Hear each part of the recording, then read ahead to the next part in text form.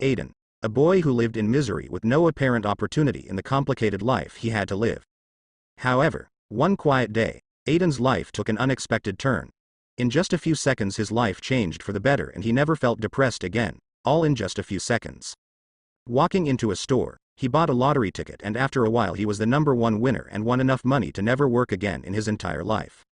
Aiden was grateful to God, who promised to do anything to pay him back when the occasion arose. However, many say that after a moment of glory comes tragedy. Only a few months after winning the lottery, burglars broke into his home. To prevent a tragedy, Aiden pulled out his gun and began shooting at the burglars. He was able to take down 2 of the robbers, but just as he was about to check on his family he felt a large blow to the back of his head. One of the robbers had hit his head with a bat, causing him a great shock and losing consciousness on the spot. Some time later, he did not know what happened to him and the robbers, plunging into absolute darkness. Congratulations. Your life ended heroically and you managed to save your family from the robbers. You sacrificed your life for an honorable cause. Please. Hold on, calculating results. Calculating results? What the fuck is that supposed to be? Aiden couldn't understand the voices in his head clearly. He was supposed to be unconscious. What kind of variety was he going through right now? Timbre. Rewards calculated. You will be sent to a random world after listing your demands and debts. In the year 1995, Mr. Aiden wished with all his heart for a quiet and pleasant life for his family. As a debt, he will have to live in suffering according to the circumstances of his contract. Please spin the roulette wheel of the world. Am I spinning? Aiden mumbled, not knowing what was going on. Is he the only one lost up to this point? The roulette wheel is spinning. Are they playing a joke on me? Damn the hospitals, I'll have to file a lawsuit when I wake up. Aiden was losing his mind, afraid that he had gone crazy from his injuries in that incident. Congratulations. You were selected to survive in the world of Attack on Titans, an ideal world to begin with. Attack on the Titans, what memories. I still can't help but think that it was one of the best anime. Just when Aiden had lost orientation of what was going on, he hears another annoying ringing in his consciousness. Timbre. You are about to be sent to the Titan attack world. To make your journey and destination a much safer start, you will be given the opportunity to obtain an ability, item, or superpower. If I go to the Titan world I would at least wish I had Superman's powers. Who the hell in their right mind wants to go to the world and attack the Titans? Aiden calmed down and took it all as if it was a joke from his addled brain. There are hundreds of options that you can get. I wish you the best of luck. When the voice stopped, Aiden could finally open his eyes. Looking at the place where he was standing, he could see a huge roulette wheel with different names and a drawing right next to it. Did I really go crazy? Aiden scoffed dryly. Please spin the roulette wheel. A bunny doll approached Aiden and immediately said. Me? Aiden smiled slightly, pointing at himself in confusion. Please spin the roulette wheel. The dummy had no intention of saying another different set of words. Come on dude. I know this is my brain. I control my dreams. Aiden flashed a confident smile. Please spin the roulette wheel. This time, the rabbit pulled out a giant silver scissors. The tone of that doll's voice was more shrill, showing that he wasn't joking at all. Aiden recoiled slightly. Even if he was in his dreams somehow more aware than usual, he wouldn't want to be cut by a damn rabbit with a pair of scissors. Alright, I'll do it now. Aiden held up his hands and walked over to the roulette wheel. Looking at the numerous names on the roulette wheel, Aiden struggled to smile and thought, what kind of garbage dream am I having? The boxes were varied: super strength, super soldier serum, Nen manipulation, Chi manipulation, Iron Man armor, absolutely ridiculous abilities and powers. Here we go. Under the terrified gaze of the rabbit with scissors, Aiden forcefully spun the roulette wheel and slowly backed away. His eyes widened as the speed of the roulette wheel slowed, the squares looked clearer and Iyad could see that the tab that selects the prize was slowly ticking off unhelpful prizes. Come on Aiden, you're in a dream. Aiden touched his head and muttered, no, not that one. The roulette tab was stopping on a reward that was called, Cute Prisoner Fighting Style, Angel. Aiden didn't know it, for which he could only speculate that it was something very embarrassing. Aiden's eyes widened like saucers. The roulette tab once again moved to another square coming out of that weird fighting style. Yeah, my luck is unbelievable. Aiden shouted and almost hugged the rabbit with scissors due to excitement. Congratulations, Mangekyo Sharingan obtained. Secondary prize, ability to manipulate chakra in small proportions. Have a happy journey and remember, luck will never be on your side. Luck? I just won a pair of powerful eyes, my luck is very good. Aiden smiled and then sensed something wasn't right. Well, I'm finally waking up. No, not again, you must wake up in the hospital.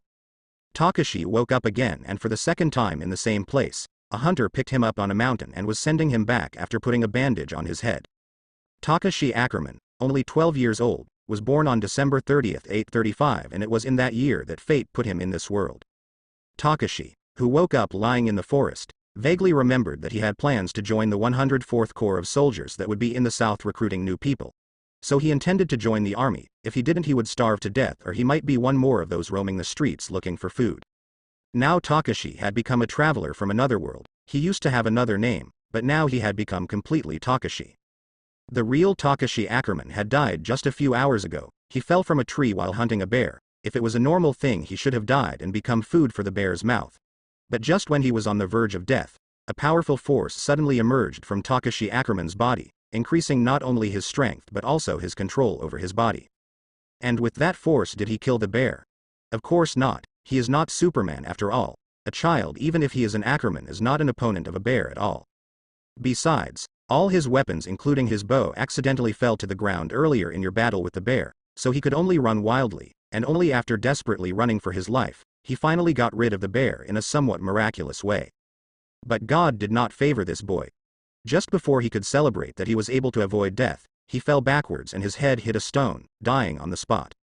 Then, the traveler formerly named Aiden opened his eyes and woke up in Takashi's body, wiping the blood from his face and discovering that a hunter was piggybacking him to a small village outside the forest.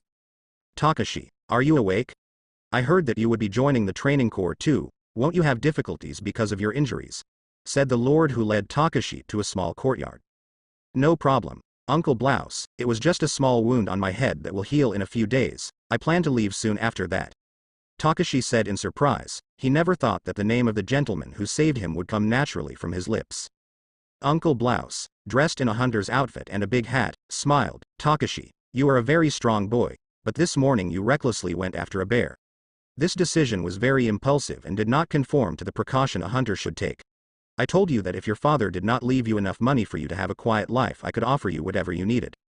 I don't know how you ended up killing that bear, but that doesn't take away from the fact that it was very dangerous. I'm aware that it's not easy for you to live alone, but I told you to count on my family for whatever you'll need. After all, I knew your father for more than 10 years. Now that he sadly passed away, I must also take care of you as part of my family. After hearing Mr. Blouse's words, Takashi smiled and said, Thank you, Uncle Blosu, for your concern. Now that I am 12 years old, I can take care of myself. This time I will definitely become someone to look up to and protect everyone from those creepy titans, so you can go back to hunting in the forest normally. Now, since he was another person from another world, he has some means. After all, even though he doesn't seem to have a system, he was granted a very impressive gift. He still remembers the roulette of that dream. With his great luck, he obtained the Mangekyo Sharingan and the ability to use chakra. As his memories settled, he knew much more about his opportunities within this world. Just thinking about how powerful a Susanoo could be, there was no need to fear the titans. According to his own gifts, just the Susanoo alone is enough to live and survive in this world until the end, no matter if he can go blind due to the overuse of his eyes. It was then that the triumphant smile of his gifts suddenly hit him. It turns out that in order to use the Susanoo, he has to give part of his lifespan in return to use the power of his eyes. No matter how you look at it, the stronger the Susanoo's form is, the more years of lifespan he will lose by using it without losing his eyesight as he normally would. Not only that, but also the chakra is too limited. He cannot create anything else besides using it only to increase physical strength and strengthen his body. Besides strengthening physical fitness several times, it can only be attached to the surface of fists, swords or arrows to increase attack power. And what are your opponents? A group of horrible titans that the most possible and common thing to happen when standing in front of one is to be paralyzed without knowing what to do. Knowing the history, Takashi Ackerman is talented. Being an Ackerman, he could have a very strong explosive power. However, he can feel that all that strength was erased when he entered this body. Looking at the lifespan he would lose, Takashi didn't want to think about that at the moment. If he could use chakra and use it in swords and body, the physical strength of an Ackerman would not be lost at all, and now his surname could be used as a cover to cover his future combat power. After accepting all that, Takashi abnormally was very calm, which surprised him. Mr. Blouse sighed when he heard Takashi say that he would expel the titans from the surroundings, a little worried and yet relieved. Takashi's father brought him when he was only 2 years old to this village by the forest about 10 years ago and became a hunter, often hunting with him inside the forest before Maria Wall was breached by the Titans. Just 2 years ago, in the year 845, the Titans breached the Mary Wall, causing a large number of refugees to enter the Rose Wall. Eventually the way of life in the forest was restored, but the number of people greatly reduced the animals to hunt. One day, like any other, Takeshi's father went into the forest to hunt and never returned after that, leaving him at the age of 10 to live alone. Now 2 years have passed. Takeshi is 12 and old enough to join the army. It so happens that he also plans to let his daughter join the army, so he will send them together and they will take care of each other in the future. Thinking about all this, Mr. Blouse called out his daughter's name, Sasha. Go out and greet Takeshi, he will join the army together with you. It was then that Takeshi looked at Sasha Blouse, who was hiding behind a tree in the courtyard. Sasha had wheat skin, amber brown eyes and reddish brown hair pulled back in a ponytail with a fringe and 2 front locks on the sides. She has a slender body and usually wears a medieval dress in her spare time. A surprise to be in the same town as Sasha, Takeshi thought to himself with a slight smile. Sasha, who was hiding behind a tree and was silently watching Takeshi, when she heard her father's words, approached a bit embarrassed. Hi, I'm Sasha Blouse, let's watch our backs in the future. Takeshi couldn't help but smile and said, Sasha, we have seen each other very often, don't talk so formally when you address me in the future. I'm sorry. Sasha was a little embarrassed, not knowing what to say incoherently. Seeing this, Mr. Blouse got a headache and could no longer hesitate.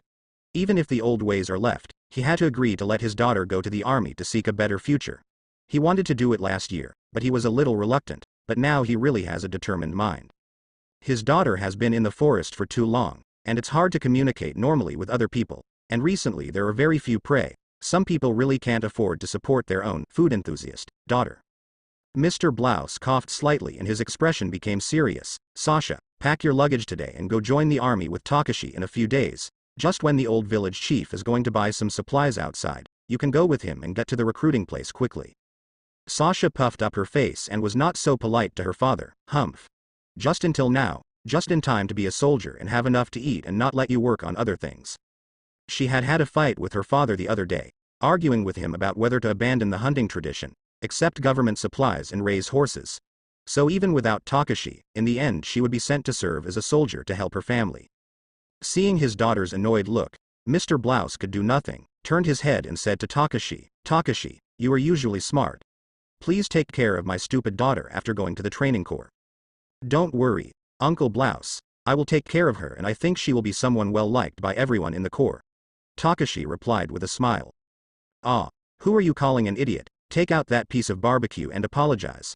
Sasha grabbed her father's hand angrily. If he doesn't send her to the army this time, she won't be able to have some leftover food at home. When Takeshi arrived home, his sweet home was just a simple log cabin. Looking around, there was almost no furniture, giving it a very poor appearance.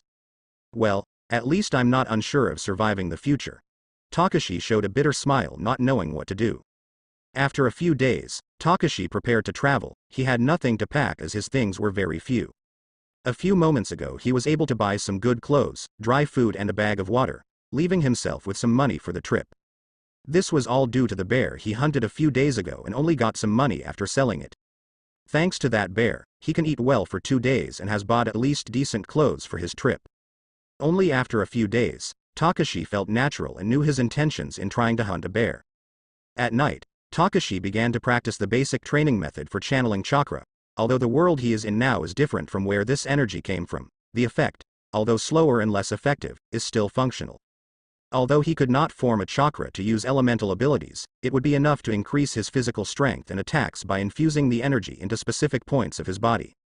When he arrived in this world, he carried in his mind a very basic training method to begin moving chakra within his body, in addition to the information from his eyes which he set aside for the time being. It was said that all living individuals naturally produce chakra to some degree.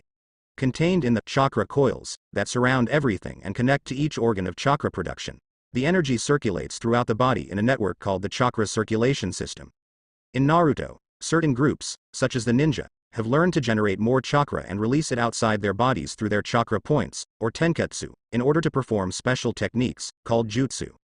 However, Takeshi knew that in reality the use of chakra in the Titan world was not so magnificent, he could not beat a titan with just a few physical blows. Still, if the chakra is attached to a metal blade, at least it will be easier to cut a titan, and it is better than nothing considering that this was not his main weapon in this world. After 2 hours, the practice is complete. Takashi knew that 1 hour a day is enough. However, to heal his wounds in a faster way, the training method is essential, but if he trained it longer he would possibly also lose lifespan considering the strict rules of his gift. Thinking about the titans that have no effective vital signs except the back of his neck, Takashi still hesitated to face them if he didn't have a Susanoo that in critical moments he would use it to save his life. But even so, he was hesitant to use it lightly at the thought of the lifespan he would lose, so he would only face titans in normal cases with a 3-dimensional maneuvering device. According to his speculation, he could kill some titans with a height of 3 to 4 meters at most with a knife. For those titans of 7 or 8 meters, or even a dozen meters more, they could only escape without any other device. Chakra in this place has nothing but a powerful imaginary use in this world. It can't cut a titan with one hand or a cut from a sword from afar. Takashi believed that even if the chakra is attached to an arrow, the effect will be lost when it exceeds 20 meters. The bow and arrow are useless for titans, so he still has to rely on the unique technology in this world, a 3-dimensional maneuvering equipment. Indeed, science is the most powerful, the main force to kill titans is well deserved, and the rest is in your own skills. The next day, Takashi had begun his journey of no return, as he had decided a few days ago upon learning how helpless he would be in his future days as a human in this world. With him was Sasha, the two of them sitting in a humble carriage on their way to enroll in the training corps. The one driving the carriage was an old man in a blue-gray coat and a kind face with affable manners. The village where Takashi and Sasha meet is called Dopper. It is located in the southern part of the Rose Wall. It is a hunting village with a small number of people in the mountains far from the village, more at the edge of the forest. As the village chief, today the old man went to town to help the villagers buy some necessities like oil and salt, so he took Takashi and Sasha along the way. The training corps was stationed in the area south of the Rose Wall. In the convertible carriage, Takashi looked at Sasha Blouse, getting to know her more closely. You can't say this girl is attractive, but she's cute in a way, still. In the end she's just a girl who likes food in her general description. Maybe it was because he wouldn't be able to see his daughter for a long time. Mr. Blouse prepared Sasha a big package full of food, which contained bread, boiled sweet potatoes and a piece of meat. After an hour of traveling, Sasha did not talk to Takashi, she just ate and ate again with no intention of stopping.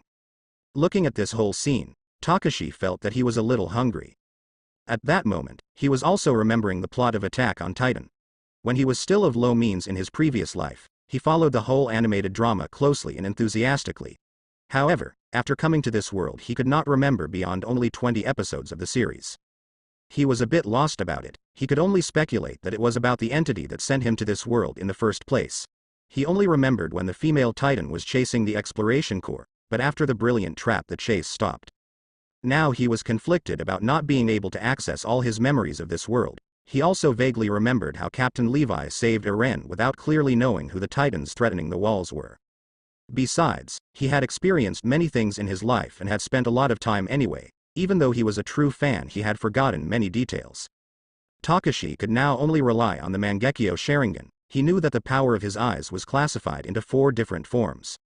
In the first form his Susanoo manifested a skeletal torso of energy that completely protected him from strong attacks, and this reduced Takashi's lifespan by 3 years every time he used it. The second form was somewhat different. His Susanoo manifests arms and a skull, granting him powerful protective defense as well as manipulation of his arms, but Takashi's lifespan is reduced by 9 years each time he uses that form. For the third form, here things start to get interesting. The Susanoo in this part can manifest by covering the skeletal body of the second phase with muscles, also covering it with a mask. Maybe this form can beat any Titan for the most part, but the life that is reduced left Takashi freezing. 18 years or what will be reduced from his life by using it. And for the fourth form, Takashi's Susanoo manifests in its full form, reaching a size unimaginable for any Titan on Earth. Such is its power, that Takashi's life will be reduced by 36 years when using it. And there was something interesting. To invoke a characteristic weapon of the Susanoo, Takashi's life will be reduced by 4 years for each use of a specific weapon. Having 12 years in this body, he possibly has no more than 75 years of useful life left to live. If he uses the fourth form 3 times, he would die without being able to live in this new world. What kind of nonsense are his gifts if they are modified like that? Thinking about it now, Takashi vaguely remembers that the Titan shifters only live 12 years at the moment they inherit the Titan, and although he didn't remember how many Titans there were, only from the first ones that were presented in the story and of which he remembers, Takashi counted 4 plus the female Titan. So now Takashi is reluctant to use the powerful Susanoo in this world. Another important point is that the characteristic strength of an Ackerman was taken from his body when he awoke in this world, leaving him alone with limited use of chakra and a Swanoo that dooms him to live less years in every minuscule use he makes. Takashi covered his face, he sighed, carelessly, who knew he would come to this extremely dangerous world. Sasha looked at Takashi, who was covering his head with a weak face, finally stopped eating sweet potatoes and asked uncertainty, that. Takashi, does your head hurt? You hurt your head just 2 days ago and you need a good rest. Sasha hesitated for a moment, then broke the sweet potato he was eating in half and handed it to him. Eat more, so you won't have a headache during the trip. What? Takashi took half of the sweet potato with a puzzled face. Was there some inevitable connection between eating and curing headaches? He tried to take a bite, and wow, it tasted pretty good, it was delicious. Sasha looked at Takashi, who had eaten the potato, and showed a cute smile. She gained a bit of self-confidence and felt that it wasn't that hard to get along with others, so she would have a friend in the future. Well, although she already knew him from a long time ago. Takashi didn't know that he became the first friend in Sasha's eyes. He was just thinking about Sasha, who was a very kind girl matching his description of her personality. Come to think of it, Sasha is a character apparently very important to the plot. There were some scenes where he knew nothing tragic happened, but indescribably he felt a little sadness in his heart. Looking at Sasha, who was still stuffing food into her mouth, Takashi finally couldn't help but ask, Sasha, are you still hungry? Sasha's a little embarrassed and said, sorry, I haven't had enough to eat in a long time. After the fall of Mary's Wall 2 years ago and the influx of refugees in the surrounding area, I was often hungry. The forest inside Rose's wall has recovered a lot. He was also a hunter, so he must know that prey was dwindling in number due to the settlements around the forest of inhabitants who migrated from Mary Wall. Nodding with compression, Takeshi said, of course, if it weren't for the absence of prey, I wouldn't have to go into the forest and almost get killed by that bear. That's right, the prey is getting harder and harder to catch. Otherwise, the original Takashi will not die. His father was also killed by a wild animal when he went into the forest long ago. Of course, that animal was eventually killed by Uncle Blouse and his companions. Otherwise, the Takashi of the past would also go to take revenge on whatever would have killed his father. Sasha's eyes lit up and she looked at Takashi with some admiration. I heard you killed that bear a few days ago, you are someone amazing. Takashi smiled with a bit of pride. At the end of the day, past actions helped him a lot in the future. The village where he lived is very remote. It took more than 2 hours for the carriage to reach the nearest town, and on the way, besides chatting with the old man for a while, Sasha enjoyed his meal again. The amount of food in the packet Mr. Blouse gave him was enough to eat 3 meals per person, and he ended up eating about the same amount of food in 1 meal. It was scary. No wonder Mr. Blouse wanted to send her to be a soldier. The training corps seemed to have no salary according to Takashi, but they were covered with food. When the village arrived, the wheels stopped turning. The old village chief smiled and looked at the 2 people who were looking curiously at the carriage. Boys, here we are. You have to train hard when you are about to become soldiers. Don't embarrass our village. Takashi responded immediately, looking at Sasha, who was still eating, and said helplessly, Sasha, we are here, it's time to get off. Please wait a moment, I'll finish soon. Sasha was a little anxious and said as she shoved a fistful of food into her mouth. This girl. Takashi, a bit annoyed, reached out and grabbed the bag where it contained the rest of Sasha's food, jumped out of the carriage and ran forward. Sasha, if you don't catch up to me, I'll eat the rest of your food. Sasha blanched in shock, holding a bag of seeds in her left hand, picking up the bag of clothes in her right hand and nimbly jumped out of the carriage. She immediately gave chase, shouting as she chased after it, Takashi, wait, don't eat it all, I'm right behind you. Seeing the 2 people running further and further, the speed was very fast. The old village leader smiled, shook his head, and said excitedly, it's good to be young, I hope they can survive in this horrible world. After chasing Takashi for a while, Sasha finally got her food back. She couldn't help but complain. Hey, Takashi, I thought we were friends. Let's sign up early. Registration will be over in 2 days, next time you'll have a delicious meal without being disturbed. Takashi shrugged his shoulders. This feeling is good. Sasha's eyes immediately lit up. Thank you. This is what you said, you can't steal my food. After walking for about 2 hours, Takashi and Sasha arrived at the base of the training regiment, a small valley on the southern side of the Rose Wall. The valley is shaped like a basin, with earthen walls on 3 sides, and 2 wide granite turnouts on the other side of the slope, which are the main roads leading to the towns in the outer regions. In the afternoon, Takashi and Sasha arrived at the registration room. The registration time was less than a week. This was the 4th day and it was relatively late, so there was no one in the registration office. What caught his attention was a bald black man. A middle-aged man in military uniform was sitting behind a desk. After looking at the two of them, he took 2 watches from the desk. Fill in your identity information, and then fill out this form to get 2 sets of training uniforms. Someone will arrange accommodation later, remember not to cause trouble. Understood. Takashi and Sasha completed the form, then went to the warehouse to pick up 2 sets of uniforms and said their goodbyes. He walked toward the boys' dormitory. The housing conditions of the training corps were not very good. After all, it was a group of recruits, with 4-person rooms, 8-person rooms, 12-person rooms, and large collective dormitories. Takashi was lucky and was assigned a quadruple room. He quietly entered his room and looked down. The floor was clean and tidy, and had been cleaned. Obviously, someone had been living in these last few days. The 2 bunk beds had a total of 4 beds. Seeing that there was an empty lower bunk, Takashi naturally smiled and threw his luggage on the bed. At that moment, someone pushed the door and entered. Takashi turned his head to look, and his face was stunned. This was a pretty girl with blonde hair, blue eyes and a cute look. Takashi cleared his throat and said politely, "Hey, you made a mistake, the girls' dormitory is on the other side." The person who entered was stunned for a moment and said with a somewhat embarrassed expression, "Well, I'm actually a man." "What?" Takashi stared at the young man in front of him in astonishment. He looked at her neck carefully and found Adam's apple. "I'm Takashi Ackerman. I was assigned this dorm to sleep in. Please share any problems." Takashi replied, a little embarrassed. Just now he mistook a man for a woman in his vague memories. The blonde boy was a little surprised. He replied, "I'm Armin Arlert, let's be good friends." Well, Takashi's expression is a bit strange. This seems to be someone very similar to a girl named Krista. Would teaming up with him be beneficial? Takashi wondered silently. However, this doesn't seem to work in the future. Even the halo of Eren Yeager's protagonist can't protect him as well, as far as he knew. In short, he must be careful. Without interacting with Armin anymore, Takashi shrugged off the men and lay down on his bed. After a while, a boy possessing fair skin, gray eyes and black hair with a bitter expression entered. Eren Yeager, a protagonist destined for the horrors of this world, has a childhood friend, good friends in the future and special powers, but that can't stop him from feeling worse and worse in the future. It's not that he's weak, but it's a cruel world and even with Takashi's strength it's impossible to save everyone. At least Takashi is aware that humans are at an absolute disadvantage. It will be difficult to make friends that possibly in the future he will lose. In the evening, Takashi had already interacted with the main protagonist of this world named Eren Yeager. Both greeted each other nicely, so now they already knew each other. After some time, another young man with a small blonde haircut entered the room, introduced himself to Takashi as Thomas Wagner, and now the 4 people were gathered in the bedroom chatting amicably.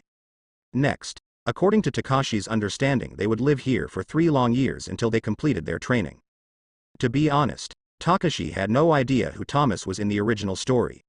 Even with characters as important as Armin was, he had trouble identifying him correctly, but since Thomas was now his roommate, he at least hoped that he would be stronger than at first and live much longer. In such a world, this is already a blessing for someone who was entering the Corps no matter where they go at the end of training. Damn. How do I get this belt on correctly? The pants don't fit as well as I'd like. Eren tried on the uniform with a worried expression. It was really troublesome to wear the training corps uniform for the first time, especially those belts that were really hard to put on. But these belts in the end could not be removed. In the future, by using the 3-dimensional maneuvering device, these belts will help to adjust the posture and control the balance in the air of the body in an ideal way. Takashi adjusted the belts all over his body in an ideal way and then put on the rest of the uniform slowly. Just as he finished, he looked at Eren and said, "Eren, don't worry. I already put on the uniform according to the instructions. It should be the right way to wear it. I will teach you." This is also Takashi's first time wearing this uniform, but patiently and neatly in adjusting the uniform slowly to his body. Seeing Eren in trouble, he happily helped someone he admires a lot. Great, I'm going crazy. Eren was a little happy to hear that someone was offering to help him. He had been trying to put on his uniform for as long as 10 minutes. During that period of time, the belt on his legs was adjusted wrong several times and he had lost what little patience he had. The current Eren is a bit irritable. Well, even Takashi would lose patience if he didn't succeed in something that in the future would be as normal for him as putting on underpants. On the other hand, Armin, having finished putting on his uniform and seeing that his friend Eren was being helped by Takashi, turned to Thomas and slowly explained to him how to dress properly. When he finished, Thomas scoffed at himself and said, "I'm so excited to be able to be a soldier, but now I can't even naturally figure out the proper way to dress in uniform. Looking at them now, the talent gap is too big. Folks, please don't tell others what happened today, for me it's too embarrassing." Thomas has a gentle and informal personality, and is a good person to get along with. Which is why no one in the room had any intention of bothering him. Under Takashi's careful explanation, Eren finally put on the standard uniform of the corps training soldier and his mood seemed once again full of energy and said, "Don't worry, I have no intention of doing something like that to a comrade." The four of them chatted for a while longer, and Thomas prepared a pot of black coffee that he brought from home with hot water and poured a cup for everyone. Takashi had naturally become accustomed to this very calm and relaxing environment, having tasted black coffee, and surprisingly it tasted very good. Thomas explained that he was a native of the hinterlands of the Trost district, so he knew very little about what happened on the Maria Wall. "What do you want to become soldiers for?" Thomas finally asked, putting down his cup. "To see the outside world," Armin replied casually. "To kill all the damn titans," Eren said briskly. Takashi could notice an obvious hatred in the tone of his voice. After all, few people can keep their cool after what Eren experienced when the wall in his city was torn down. When Takashi felt everyone's gaze on his body, he smiled calmly and said, "Well, I've always felt helpless when I hear people talking about titans. To be honest, I'd rather learn how to kill titans than wait for my death inside the walls that will most likely in the future be torn down again. The one way to win and live peacefully is to kill them all, exterminate them." Eren was stunned and together with Armin looked at each other in surprise. It was so rare that someone would have this idea. Takashi knew that Eren wanted to join the exploration corps to kill the titans and in a way avenge his mother's death, fulfilling his own goal at the same time. But Takashi's words were much simpler to digest, visualizing a goal that was always in the minds of all the soldiers facing the titans. However, Eren and Armin felt that Takashi's intentions were nothing more than that, simply personally seeking the world he wants to live in. In fact, the original Takashi also had the idea of joining the exploration corps to expel the titans, as his father was killed by the influence of the refugees and the hardships of the hunt, so he could only blame this damn complicated world.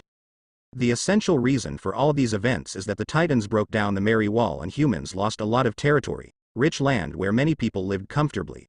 It's just that the Takashi of the past had bad luck and died before he could be recruited into the exploration corps. And after Tahashi thought about the incredible power he possessed, his mind would not leave him alone if he just stood on the sidelines doing absolutely nothing for what was now the future of his world. He doesn't really understand the world, but he is much better than ordinary people. He can't be a coward. If he doesn't work hard now, nothing will assure him that he can survive. No matter how powerful the giant is, he has to fight the titans and learn before it's too late. He can't rely on his Susanoo alone. He still didn't want to expose that ability that takes years off his lifespan when he uses it. Takashi was a bit surprised. He came on the 4th day he signed up. He stayed here for 2 more days, not that he wasn't interested in talking to others, let alone anyone with the same goal as him. After hearing his ambitions, it would be polite if he didn't ridicule him for his fierce desires. "Takashi, why do you believe in that dream? From your words you seem to be from the Rose Wall, don't you?" Armin asked curiously. "I am a hunter. After my father died 2 years ago, I lived alone. The only forest I have now has gradually disappeared. I have no home, and it would bother me to live locked in a wall from which I only wait in fear for my unfortunate death. If I can do something, I am willing to do anything so that someone else does not suffer from hunger, forced migrations and in terror." That's right, he has no home. Whether it's the original Takashi or the current Takashi, he's the type of person who has no intention of waiting around, knowing that his help however small would make a change for the future. Of course, he can't talk about his own past life issues, so Takashi told them some of the original body's experiences in this life. "You said you hunted alone when you were 10 years old, and it's been 2 years. Thomas was a little surprised. He didn't know how to hunt, but he knew how hard it was when he thought about it, especially now that the forest area had shrunk considerably. Eren and Armin also looked at Takashi in surprise, as they were less than 12 years old. They actually lived in a wasteland for 2 years before coming to this place. Although life for everyone is hard, it's better to have food supply anyway, than to find food from time to time in the forest. Takashi smiled proudly and said nothing. The original owner of this body was very strong and brave. Even with the help and care of the villagers, it was very difficult for a 10-year-old boy to hunt and make a living alone, let alone live in an independent way. Some people have done their best to live, and he is also one of those people. He, a traveler, actually admired him. Takashi died for his stubbornness and his decision to enter the forest as a hunter. If perhaps he had chosen to stay at home, his fate would not have been death. Then let's work together and train hard to join the exploration corps, Eren said excitedly, extending his hand to the sky with a clenched fist. It's decided. Takashi clenched fists with Eren and they agreed to fight together in the future. Although it seems like just kid talk, the two were serious in their hearts. In fact, this time is the first time Takashi makes an analysis of his real age. Takashi is only 12 years old, and he remembers being no more than 18 in his previous life. Although he comes from another world, he is still a teenager. Coupled with the fact that he has read fewer books, he cannot be said to be mature. Many people don't know that they came to an agreement the first day they met, although their starting points were very different. Scouting Corps Commander Eren Yeager. There is only one subject in our objective: freedom. Free. Commander Yeager, you mean there is no negotiation? Takashi asked with a dejected look. There is not, Recruit Ackerman. Eamon was a little happy for Eren, but Thomas just smiled and said nothing. Joining the exploration corps or something, he still felt a little crazy on the simple idea of his new friends. How could humans defeat titans? Of course it's hard for ordinary people to defeat titans, but only monsters in a human's body can try. After thinking about that, Thomas just smiled awkwardly. The next day, the instructors talked about some topics such as uniforms, standing posture, etc. In the training camp, the most important thing was that, give the heart, salute, that is, the right hand and fist and the fingers were raised in front of the left chest right in front of the heart. Takashi looked at the training field surrounded by craters. There were about 300 people around, which gave him a feeling of oppression and pride. Today is the last day to register.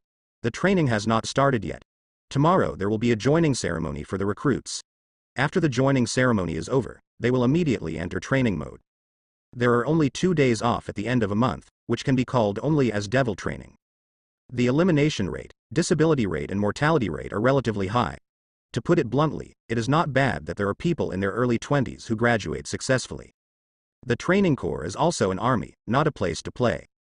Soldiers trained here are capable of fighting titans, of course. Whether they have the courage to enter the scout corps after graduating is another matter. In short, the training is very strict and everyone should take it seriously. Just now, the intimidating-looking instructor with slightly brown skin who calls himself Keith Shaddis said he would train his group of boys and girls hard, and let Takashi and the others know what military training is. There was nothing extra to do today. Takashi made the bed. Thomas was in his top bunk. Eren on the other side was also in the bottom bunk. Eren's good friend, the lovely boy Armin, was Eren's top bunk. The four of them went back to cleaning the small dormitory. They were lucky. Many people had to squeeze into the large collective dormitory. The next day, the sky was clear and the sun was shining brightly. On the training grounds there were about 317 training in uniform, lined up in a square and standing on the large playground. Today is the regimental induction ceremony. After today, they will officially begin training. More than a dozen instructors stood in front of the crowd, and then a middle-aged man with a bald head in military uniform walked to the high platform, looked at the recruits and said loudly, "Today is the 104th recruit induction ceremony, and I am Keith Shaddis, the unfortunate one who was sent to supervise you. I tell you, I don't welcome you at all. You are now just a lamb of the herd, food for titans. We will spend 3 years training you and teaching you to fight titans. After 3 years, standing in front of titans, will you still be food, or will you become the wall of fame protecting the king, or will you get the glory of driving out the titans? It's up to all of you to decide." After instructor Keith finished speaking, he asked some trainers who had seen titans devouring people to stand up and step aside. Takashi looked at him. There were about 20 people, all of whom had seen the horror of the titans, including Eren and Mikasa. As for the remaining nearly 300 people, sorry, soon instructor Keith will doubt your true determination. Under the scorching sun, a long hour passed without any one of the more than 300 recruits moving from the place. Without breaking formation, everyone stood for a full hour without moving. After the instructor who claimed to be Keith Shaddis said some opening remarks, he turned on the scolding mode for all those plants that were very tender at first sight. He will train the soldiers one by one, and those who only come to look for new experiences are not worthy to be in the same place as the others. Takashi, all he heard from the instructor Shadis was, "We are going to be eaten by titans." But knowing part of the story, he doesn't think those words are in jest. His choice of vocabulary, the way he educates with just a few simple words, is incredible. At first, Takashi knew that this part of the anime only lasted a few simple minutes, but in fact, except for a few people who have seen hell after the fall of the Shiganshina wall, everyone without exception must be scolded again and without any care. There are more than 300 people in this place. It takes more than minutes for a recruit to be scolded by the instructor. Takashi looked at instructor Keith Shadis with admiration in his eyes. It has been about an hour since he started yelling non-stop and with a straight posture. Doesn't he need to rest or drink water? However, those questions in Takashi's mind were immediately answered by the actions of the bald instructor Keith, who next moment took out a bag of water and sipped a big gulp, moistening his dry throat. When everyone thought this hell was over, Keith Shadis had no intention of stopping. He continued to spray saliva wildly. Oh, this welcoming rite is something essential for everyone. This time the next to be the subject of words was Armin, who followed in the long list this time. This is more than important. For young men who don't even have the willpower to stay here after a few small words from the instructor, they are not even ideal to become good soldiers. Takashi thought silently. Since the truth comes disguised with a hidden cloak, Takashi interpreted that instructor Keith was shouting to everyone. If you can't stand this, you can leave and live a few more years in peace and quiet. You won't even be cannon fodder for the titans, on the contrary, you only hinder the other recruits. Keith looked at Armin with a grim face and roared fiercely, "You there, who are you?" "Sir." Armin's body trembled and he immediately made a military salute with his right hand on his left breast, and then answered loudly the next moment, "I am Armin Arlert from Shiganshina, sir." Hearing that, instructor Keith just scoffed and sneered, "Is that so? Your name sounds stupid. Did your parents give it to you?" Armin was a bit startled by Keith's fierce expression and replied in a cold sweat, "It was my grandfather who chose that name for me, sir." "Tell me, Arlert, why do you want to join us?" "To help humanity win, sir." Instructor Keith said with great disdain, "Really? That's wonderful, then I'll turn you into big-time food for the titans." Then, instructor Keith twisted Armin's head with his left hand and turned around, "Third squad, half turn." Takashi just watched all this in silence. Soon enough, it would be his turn to be scolded. Suddenly, he felt a vague memory of being scolded by the principal at school. To be honest, now he was really nervous. Would he, an ordinary human from a world where until recently he considered titans to be more than fiction, be good enough to hunt down those giant, people-eating titans? Takashi didn't know, but what he did know was that he didn't plan on dying or waiting for a protagonist to save him. What if in this world the protagonist doesn't emerge victorious like the others? This is hell in life. He couldn't depend on anyone but himself to keep him safe.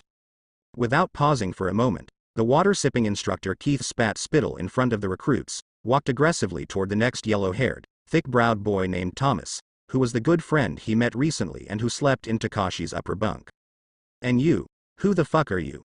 The yellow-haired boy with a submissive expression thumped his chest and saluted, replying somewhat nervously, "Say sir. I'm Thomas Wagner from Trost, sir." "Say it louder." "I am Thomas Wagner of Trost, sir." "I still can't hear you. Come back and tell me who you are when I can talk like a man." Not far away, another senior instructor like Keith and a young instructor from the training corps passed in front of the 4th Squadron.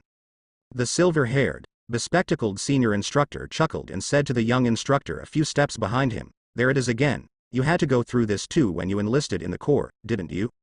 The young instructor said with a blank stare, "That's right, sir. It really is kind of nostalgic to witness it again." Even now, he couldn't understand why instructor Keith Shadis was yelling at them all like that. "Tell me now, who are you?" Keith Shadis asked a slender-looking recruit. "Carolina Mina of Karanas. You're not. You were born in a pigsty and you're not even worth cattle." "Yes, sir. I was born in a pigsty and I'm not even worth cattle. Here I'm the one who decides what you are and aren't." "Yes, sir." Mina Carolina was a young woman of slender body and short stature. Her hair was black, voluminous, short, and she wore the ends tied by 2 light blue ribbons. Her eyes were gray, considerably large. The young, blank-eyed instructor was also puzzled. When he was a training soldier, he had never received such intense scolding, so he asked, "What's the point of scaring them like that? What does the instructor want to try?" The silver-haired instructor smiled and said as he walked, "This is a rite. it completely destroys the memories of what they once were and rebuilds them as soldiers starting from scratch. It's a turning point for them. 4th Squad. Turn around. The young instructor was still a bit puzzled. When he saw Instructor Keith walk past some people, he didn't lecture them like he did the others. There are some people he doesn't say anything to.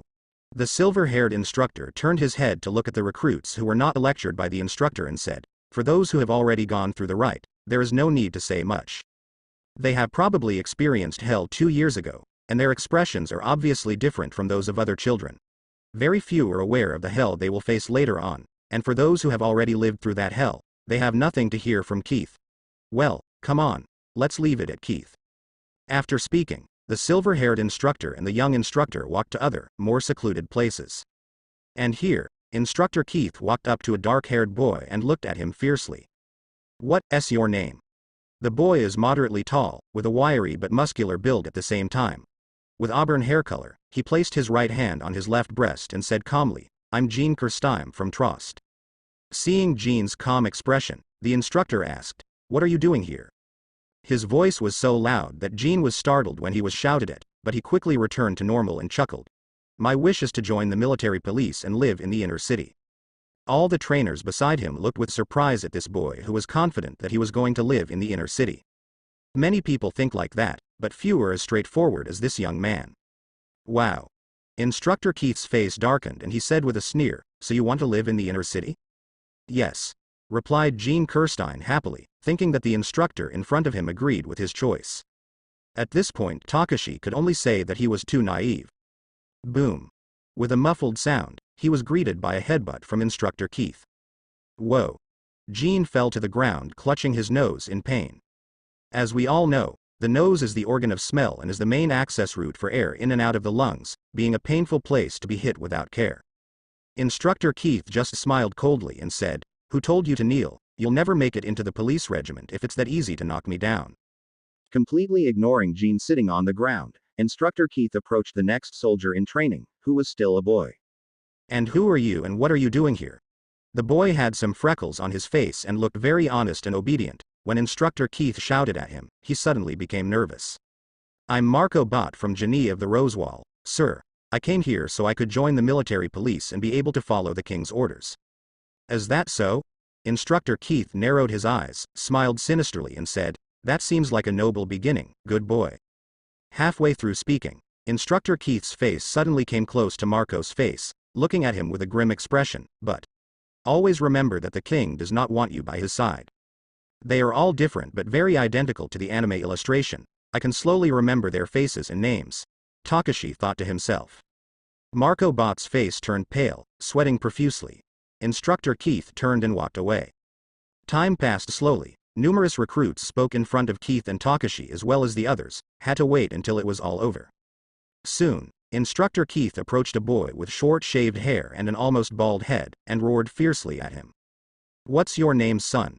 The thin, short boy was a little flustered, clenched his left fist tightly and pressed it against his right breast, and replied loudly, "Connie Springer.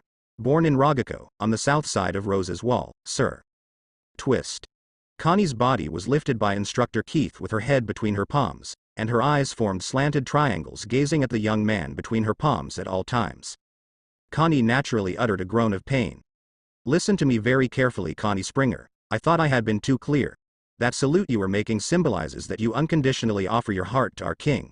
Is your heart on the right side, by any chance?"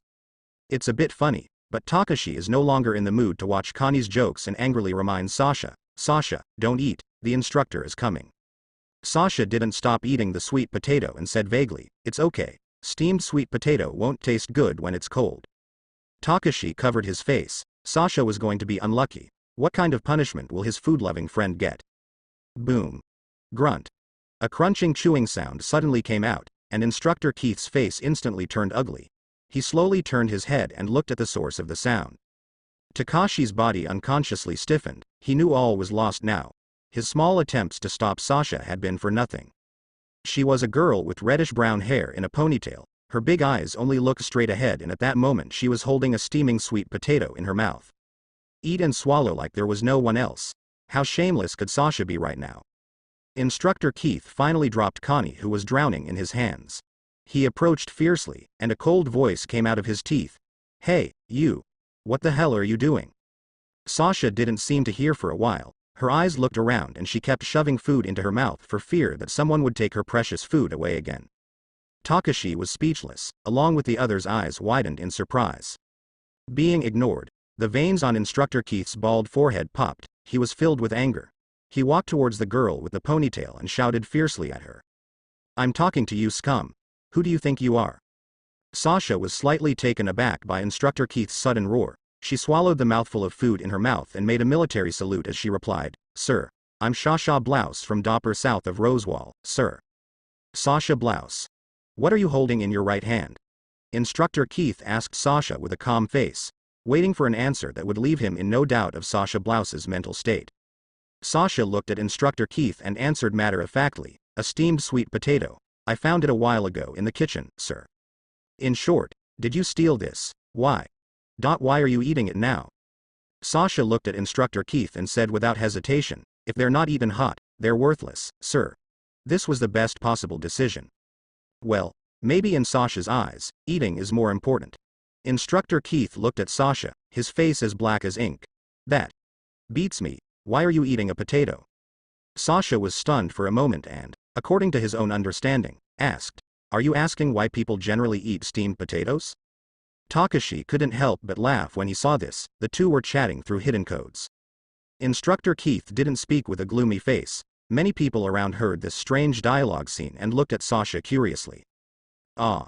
Sasha suddenly sighed, suddenly realized she made a great determination, split the steamed sweet potato in half and handed half of it to Instructor Keith.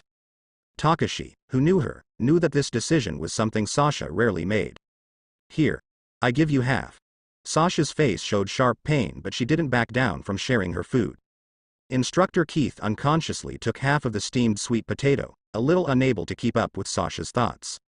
Takashi, who stood to the side, really couldn't contain his laughter.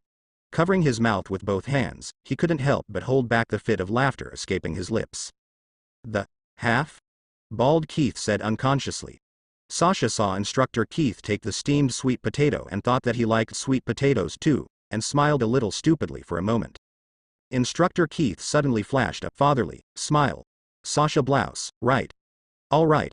When you run after you finish here, you'll run until you drop dead. Besides, since you love food so much, you'll run out of dinner. Ignoring Sasha with a shattered face, Instructor Keith approached Takashi. Kid. You laughed so hard just now. Why is it so funny? Tell me something to please me so I won't kill you this instant. The Instructor Keith Shadis looked at this young man who still kept a slight smile on his lips. Takashi is a tall young man of athletic figure with short dark black hair and bristled down, reaching a little below the ears. His eyes were the most special. They are black in color, which he apparently always keeps narrowed. Keith Shadis could sense something different about this new recruit. When Takashi heard Instructor Keith Shadis' question, he wiped the smile on his face and answered immediately with a military salute. I'm Takashi Ackerman. I grew up in Dopper south of the Rosewall. Instructor Keith snorted coldly. Oh. That sweet potato girl's hometown. What are you doing here, eating sweet potatoes too? Haha. There was a burst of laughter all around. When Instructor Keith heard the mocking laughter, he just narrowed his eyes but said nothing. Takashi on his side was a bit stunned and his expression changed from seriousness to coldness. You're wrong, sir. I'm just a simple hunter. I came to this place not to feel helpless from the rumors and hardships of my life. My only goal is to learn everything necessary to slay titans. When I am prepared enough, I hope to hunt down the titans one by one until I finish all the prey in this world. Feeling the firmness in his words, Keith raised his eyebrows and said, Wow. Not bad at all. I hope you won't be so scared by then. After he finished speaking, he walked away, full of strength and with only one thought in his mind, that boy is different. Takashi's face became calm again. At first he didn't want to say anything arrogant, so as not to refute the words of Instructor Keith Shadis, but on the other hand he wanted to leave an impression on everyone by saying, Come and look at me. I will be someone great in the future. If you don't want to be trampled, train so hard that you can't move any muscle in your body at the end of the day. Takashi wanted to be a kind of conical steel tip, the tip of an arrow for future fights to come. But he also didn't want to be someone too arrogant. He didn't want to imagine that once he was in front of a titan his hands would shake and he would be so scared that his punches would be ineffective when attacking. For now, he had to hate the Titans and think only of how to eliminate them. In battle, victory cannot depend on arrogance alone, so he needed his training skills to surpass the rest of the recruits around him. You could say that as an instructor, Keith Shaddis was someone who also failed to achieve anything significant on the front lines as a Scout Corps soldier. But Takashi Ackerman was different. Not only did he know the early events of this world, but he also knew that it wasn't just the Titans who were his enemies. There was someone else on the walls, outside or inside, who could transform just like Eren Yeager did. So, in order to win, Takashi needed to find them all and use the power of the Mangekyo Sharingan to slay them all at once. Takashi didn't care about their intentions. He is inside the walls, and anyone who threatens his safety will be his main enemies in this world. More than an hour passed. With the exception of the 20 or so people who did not need to be trained, the other almost 300 people had already been scolded by Instructor Keith. The right for everyone to become good soldiers was over. Instructor Keith took another sip of water, feeling somewhat dissatisfied with the results. He walked to the high platform in front of the training soldiers and said coolly, "New recruits, the joining ceremony is over. Are you relieved to be able to become a formal training soldier? Isn't it?" The training soldiers who had just relaxed in the audience were silent for a moment, realizing that things were not that simple. Instructor Keith took 2 steps forward and said expressionlessly, "Well, for the rest of you, your day is not over yet. You will have a competition at 4 o'clock this afternoon where you will all have a race. The last 5 to finish 200 laps will be ejected from this place. Sasha Blouse, you will run until you pass out." Instructor Keith paused for a moment and then roared in a loud voice, "Pack your own bags and leave if you don't think you have the qualifications to pass this test. We don't want any waste here." God. Did I hear right? 200 laps in the field? That's too cruel. He'll kill us before we start the real training. Damn it. We have to eliminate 5 people before the real training starts. The soldiers training under the stage suddenly muttered and grumbled under their breath. This is the first day of joining the regiment. Is it really good to kick them out like that? Takashi also felt bad. On the other hand, Sasha was holding his hand with tears in his eyes. "Takashi, please help me and get me something for dinner or I will starve to death." Only then did Sasha know why Instructor Keith said to let her run until she just passed out or died, and she had to keep running with the others 200 laps without being in the last 5 places. But out of everything, for her the most important thing, she would run out of dinner.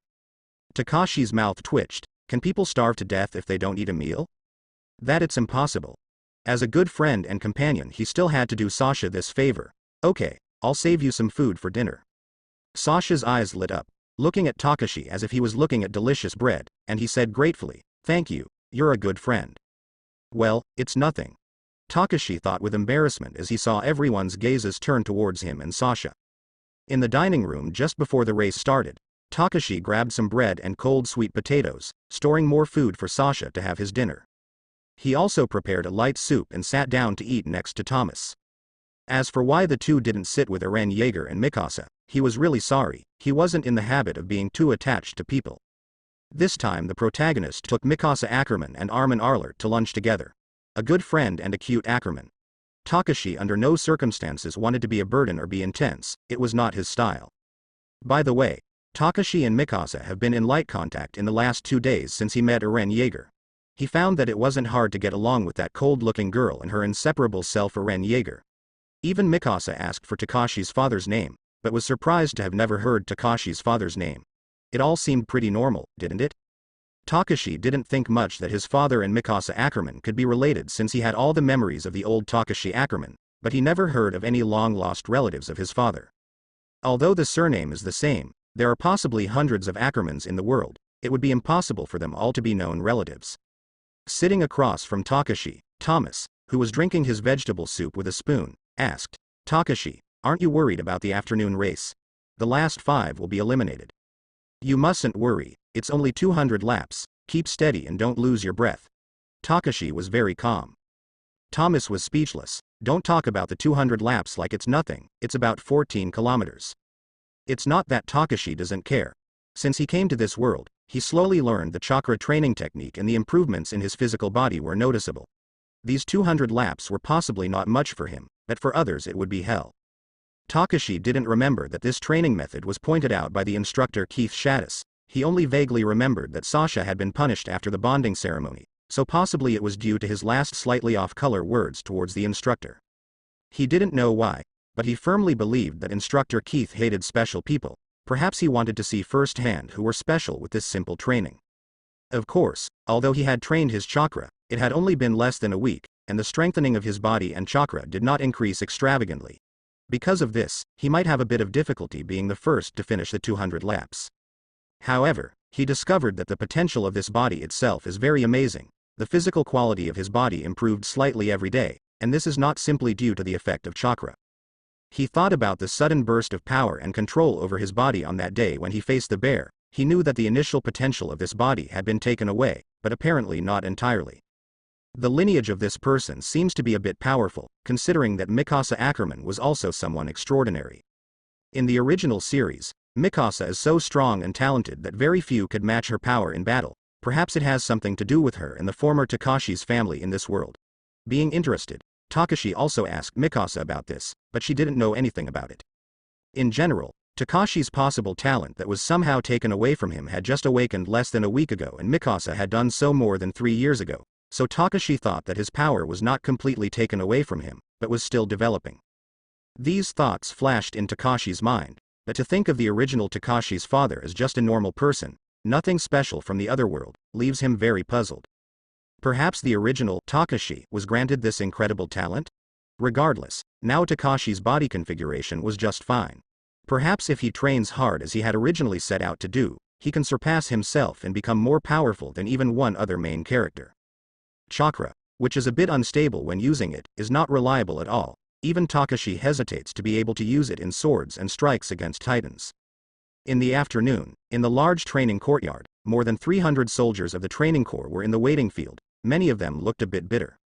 This place, it could not be called a lay. There is no smooth ground. The holes in the cement make it a much more uncomfortable place. There is only a small line drawn in front of them. Many crowded forward, hoping to grab a good place to start from. After all, there are over 300 people. Although the place is too spacious to accommodate them, it is impossible to make the competition run in an orderly fashion. However, as long as there is no fight, the instructor won't mind. It is a yard that possibly plus 200 means more than 20 kilometers. Takashi could imagine that it is impossible to complete for more than half of all the recruits. This led Takashi to a single thought. First of all, it wasn't a competition. Possibly, it will all come to an end when 5 soldiers from the training corps give up this dream of becoming a soldier. Somewhat logical and consistent considering the numbers. Sasha had been running for about an hour without stopping, which shows his strength and very strong physical endurance. Takashi is standing behind the crowd. Upon discovering the significance of this competition, he knew that it was not a competition of speed, but of will and determination. Moreover, he is very confident that he can finish the 200 laps if he is wrong in his assumptions. Starburst. An instructor shot a flare into the sky, and the crowd rushed forward like a tidal wave. The soldiers of the training corps rushed forward at full speed. Even if only the last 5 people to complete the 200 laps were ejected, they didn't want to end up behind. Takashi was in no hurry. He controlled the rhythm of his breathing and kept a steady speed in the middle of his squad. What's the hurry after all? They wouldn't die even if they failed the test. He looked to the front of his squadron and saw Jean, who was energetically leading the group, and Mikasa, who was silently following him. As for the other people next to him, they were unknown at the moment. Thomas is ahead of Takashi. Armin on his side was. Hey, what about Armin? Takashi looked for Armin and almost mistook him for that girl with similar hair. Some time later he discovered that he was right behind him. Well, in the series Armin's physical strength was not his strong point, but he would definitely not be eliminated in this test. Takashi's happy smile was discovered by a girl with a black hair with 2 pigtails at her sides. You seem to be very relaxed in this test. Why are you following our pace and not running faster? Takashi turned his head and looked at the pretty girl beside him. Don't worry, this is the second lap. Don't talk and concentrate on keeping your breathing. Mina, who has 2 black-colored tails, was surprised and said quickly, well, I'm Mina Carolina. Thank you for worrying. I thought you would run much faster. Although there is no reward for coming first, many of the instructors are watching us. When Takashi heard the words Mina Carolina, he looked outside the field, and in fact, almost all the instructors came over to watch the performance of the new recruits. He just smiled and said, I'm Takashi Ackerman, don't worry, after 20 laps, many people should start to slow down, then it will be harder for them to keep their pace so fast. Mina chuckled. After 20 laps, won't you be exhausted too? Takashi shook his head and said nothing. If he kept his pace, pretending to be in an unremarkable position, he would always be in control of the whole scenario. Watching the soldiers of the training corps pretending to be fast, when in reality they are burning all their stamina in the first few laps. He didn't intend to pretend to be bad and then reveal his incredible physical condition, he just wanted to carry his own pace without worries. Takashi was right, after 10 laps, many people seemed to be on the verge of collapse. After all, they are a group of teenagers between 12 and 13 years old who were running at full speed without weighing things properly, just for fear of being left behind and being kicked out. At lap number 15, Takashi stopped running at a normal speed and turned to Mina, "See you."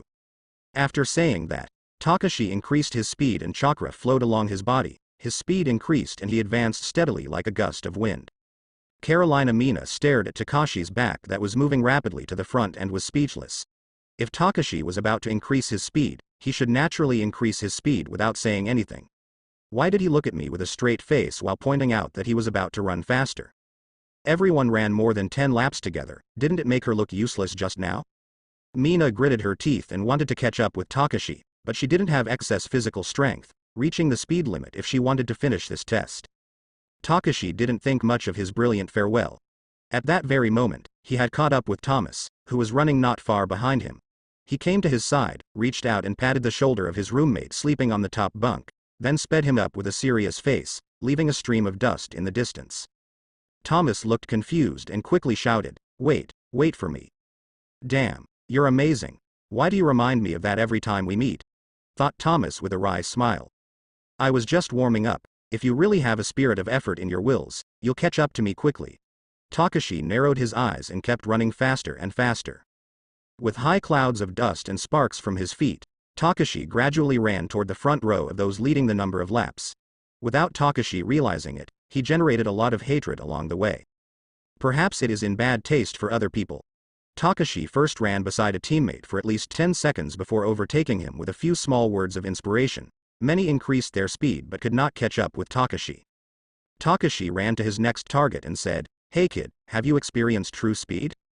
It was already the 20th lap at this point. Takashi was running to the left and looked at Eren Yeager at this time. The protagonist was dying from lack of air in his lungs. Eren blushed and sweated profusely as he tried to maintain speed. He gritted his teeth and strained to run forward. You could say he tried his best. Obviously, those in front were not afraid of being eliminated, so everyone was just working their best to push their limits along with others.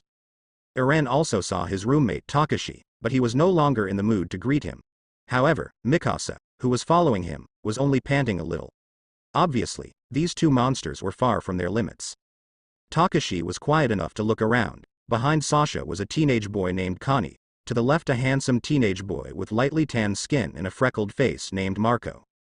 In front, there were only 3 people, a teenager with a stocky composition, short blonde hair, light brown eyes, overly thin eyebrows and white skin. Next to him, there was a tall black-haired boy. In addition to the two of them, there is also a cool beauty with blonde hair and blue eyes, and the 3 people are not only relatively fast, but also have a smooth breathing rhythm. They don't seem tired.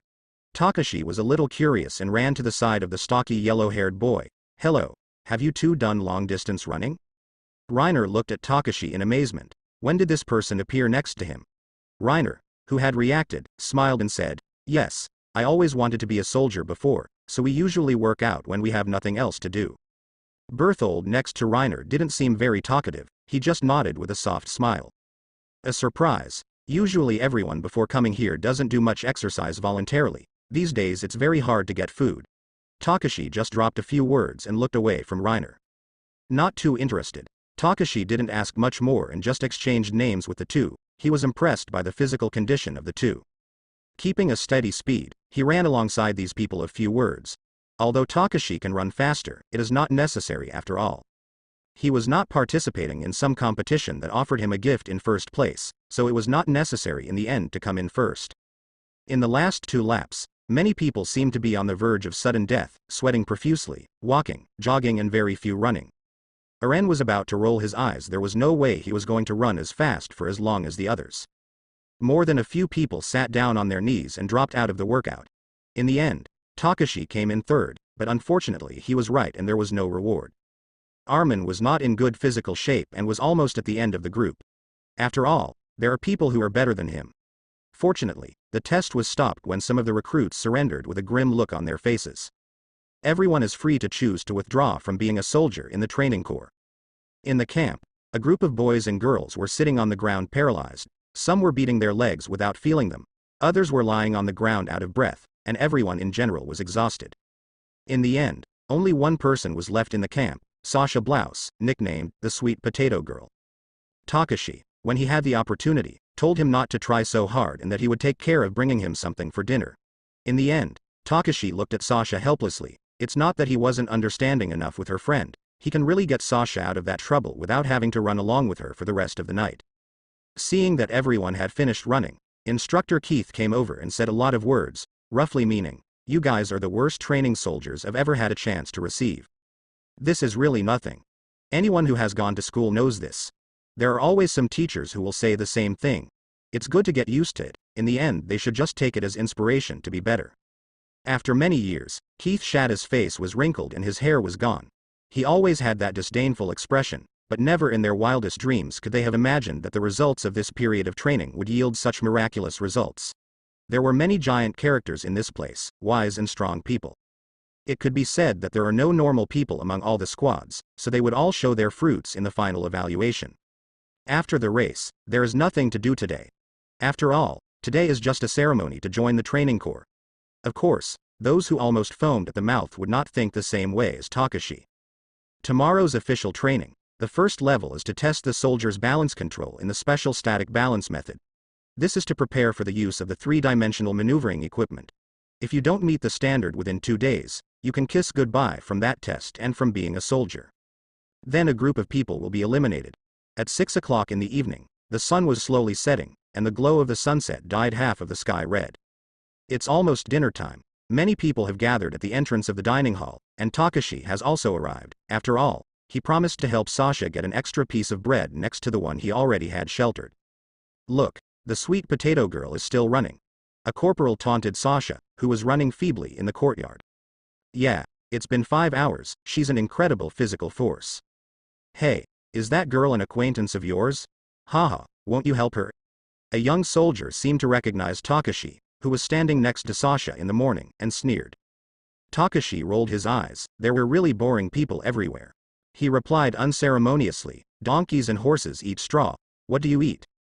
Takashi's cold eyes swept across the gaze of the young cadet who mocked her friend. The young cadet didn't know what to say and averted his gaze. Only donkeys don't know how to respond, but I'm sure if they were in this situation they would at least grunt angrily. Takashi walked to the side without paying any more attention to that stupid cadet. Mina, a pretty girl with black hair and 2 pigtails, said, "Look, someone already quit." On a hill not far away, a carriage drove off with some people who gave up, not the 5 people who were eliminated from the race. Those 5 people already left long before these, and they in the distance are the ones who voluntarily gave up. How? It's only the first day. Marco Bot could not believe that there were quitters after they had passed today's little test. It's just natural, if you're not strong enough you quit. They'd rather pull weeds and lift rocks. Eren Yeager said with a calm look. Takashi didn't speak. He knew that little Eren Yeager would soon get a slap in the face. Even if they are deserters, at least they had the will to try. That's considered a lot in the first place. At dinner in the evening, Takashi shamelessly took an extra piece of bread and sat alone to eat. Thomas and a group of people surrounded Eren Yeager to ask about the colossal titan. Connie asked Eren about the things that happened to Shiganshina's wall when it was knocked down. More curious than a baby, his questions and those of the others were all about the titans, and there were many interested eyes around waiting for those answers. Eren's face gradually turned ugly, not because of Connie's and everyone's inquiries, but because he remembered those bad memories, but Eren patiently told them what he saw and heard that day. When Connie asked what an ordinary titan looked like, Eren's spoon fell onto his plate in shock. Nothing but despair. Titans are said to be very disgusting. They smell bad and generate a strange sensation in your stomach. Takashi said to the cadet next to him. The cadet was surprised that Takashi was talking, doubtful if he was talking to himself or to him. Far away, smart and careful Marco Bot discovered Eren's abnormality and reminded them all not to ask more questions. This is not a nice thing after all, especially for those who have lost their loved ones. A grimace sounded and Jean Kirkstein sneered. "Hey, are you serious? You want to join the exploration corps?" Eren turned his head and saw Jean.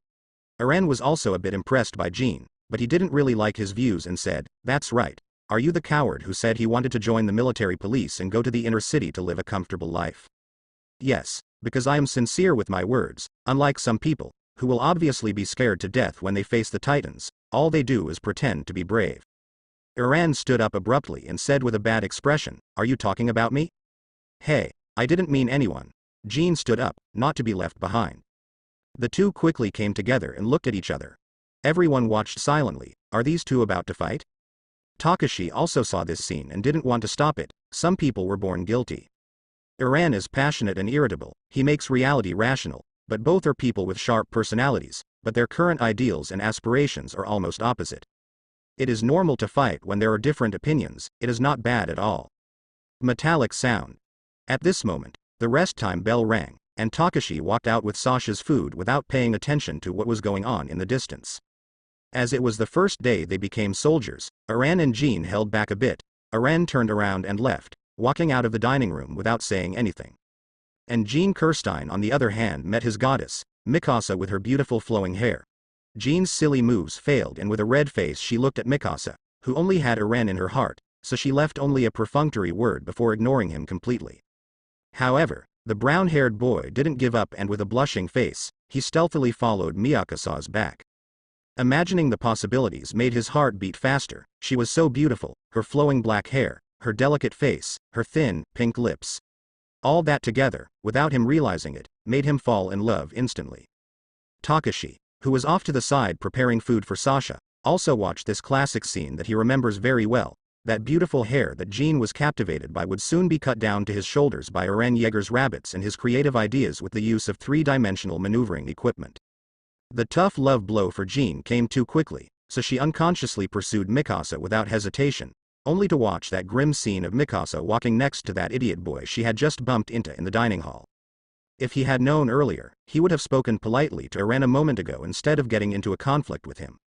It was at that moment that Takashi looked at Eren reminding Mikasa about her hair. Looking at Jean he knew he noticed that too. Poor boy. Considering a classic ending to the story of those two, Mikasa will possibly be the bride that Eren will marry at the end of his fight against the Titans. Takashi thought with a wry smile.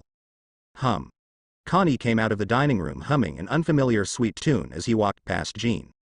Jean, who stopped abruptly upon hearing the bad news about Mikasa's haircut firsthand, unconsciously wiped the tears from his hands with Connie's back. Connie was startled and looked back to see Jean wiping his hands on his clothes. Immediately, he was furious. "Hey, you. What the hell is wrong with you? What did you rub me? Did you just wipe your hands on my back?" Jean still looked lazy, didn't look at Connie at all and replied indifferently, "It's a matter of trust, don't worry, it's just water." "Hey." Connie looked at Jean dumbfounded, he just now felt something extremely cold on his back. Who knows if what Jean rubbed on him was snot. Takashi long ago ignored this nonsense and walked toward Sasha, who was close by sitting in the distance. Taking a piece of bread, Takashi brought it closer toward Sasha to smell the food he brought with much difficulty. Shish. Sasha suddenly opened her eyes and rushed to snatch the bread from Takashi's hand in an instant. In the blink of an eye, 3 to 5 loaves of bread were devoured by Sasha cleanly. Even the speed at which she took the bread was too fast. Takashi felt that it was impossible to match that speed even if he trained for a long time. "Takashi, is there anything else?" Sasha looked at him expectantly. Takashi on his side was speechless. There were several pieces of bread and just to get Sasha some he had to put his embarrassment aside and ask the aunt who served the food for bread several times. Under the cold stare of that lady, Takashi was able to get extra food for Sasha. Just when Takashi was a little overwhelmed, a pretty girl with blonde hair, big blue eyes and a small body came over with a piece of bread and a bag of water. She said to Sasha, a little unsure, "Well, I brought you something to eat, this was the only thing I could get you." "Are you a goddess?" "You are a goddess." Sasha hurried up, grabbed the bread and popped it in her mouth. The blonde girl gently handed her the bag of water and Sasha fell into her arms exhausted after eating. The corner of Takashi's mouth twisted angrily. It should also be noted that he is very handsome, with black hair and eyes as black as night, and a very clean face with almost no imperfections. He also delivered bread to Sasha. Why not call him a male god of beauty? He has a small impression of this blonde girl, her name seems to be Krista. Krista struggled to help Sasha, who was numb from extreme exhaustion, before Takashi came to help. However, a tall woman with black hair tied into a ponytail approached first and helped Krista. The girl with the tied hair looked at Krista and said, "Do you think it was worth all the effort? Did you do this as a favor to the potato girl?" Krista was stunned, not knowing what to answer. HMPH, forget it. Somehow we have to help her get to the dorm. Do you want to do her a favor too? Krista asked unconsciously. No, this way she'll be in my debt. Her idiocy might come in handy in the future, scoffed the black-haired woman named Ymir. Takashi, who was standing to the side, rolled his eyes. Is that a compliment? Yo. Aren't you the potato girl's partner? Boy, are you dissatisfied with me because of the words I said about your friend? Ymir sneered with a venomous smile. I'm Takashi. I have no problem with your words. I should thank you for helping to take Sasha back to her room. It would be a problem if I did it in your place, Takashi said coldly. Ha ha ha ha. Stop being funny and don't look at me with those eyes. Believe it or not, I could be your grandmother. Ymir scoffed as she looked at Takashi. Haha, you think too much of yourself. I'd rather be alone for the moment, Takashi said unceremoniously. Alright, stop arguing, send her back first. Krista stopped Takashi and Ymir from fighting each other. Takashi shrugged and didn't say much. He had to trust the black-haired woman with the sharp mouth to send Sasha back to the girls' dorm. Otherwise, it would be a bit of a pain to trust the fragile blonde girl named Krista to take Sasha back. I appreciate your help and concern for my friend Sasha. She's usually complicated when food is involved, but she's a good girl, Takashi said as he looked at Krista. I know. I was impressed by the way she didn't hesitate in front of the instructor and acted under her own personality, Krista said with a sad smile. Is she lying? Thought Iyad silently. After Takashi returned to the dormitory, everyone was ready for bed and didn't talk much. Tomorrow he will have to test the adaptability of the balance. It's better to go to bed earlier and get a good rest for tomorrow's tests.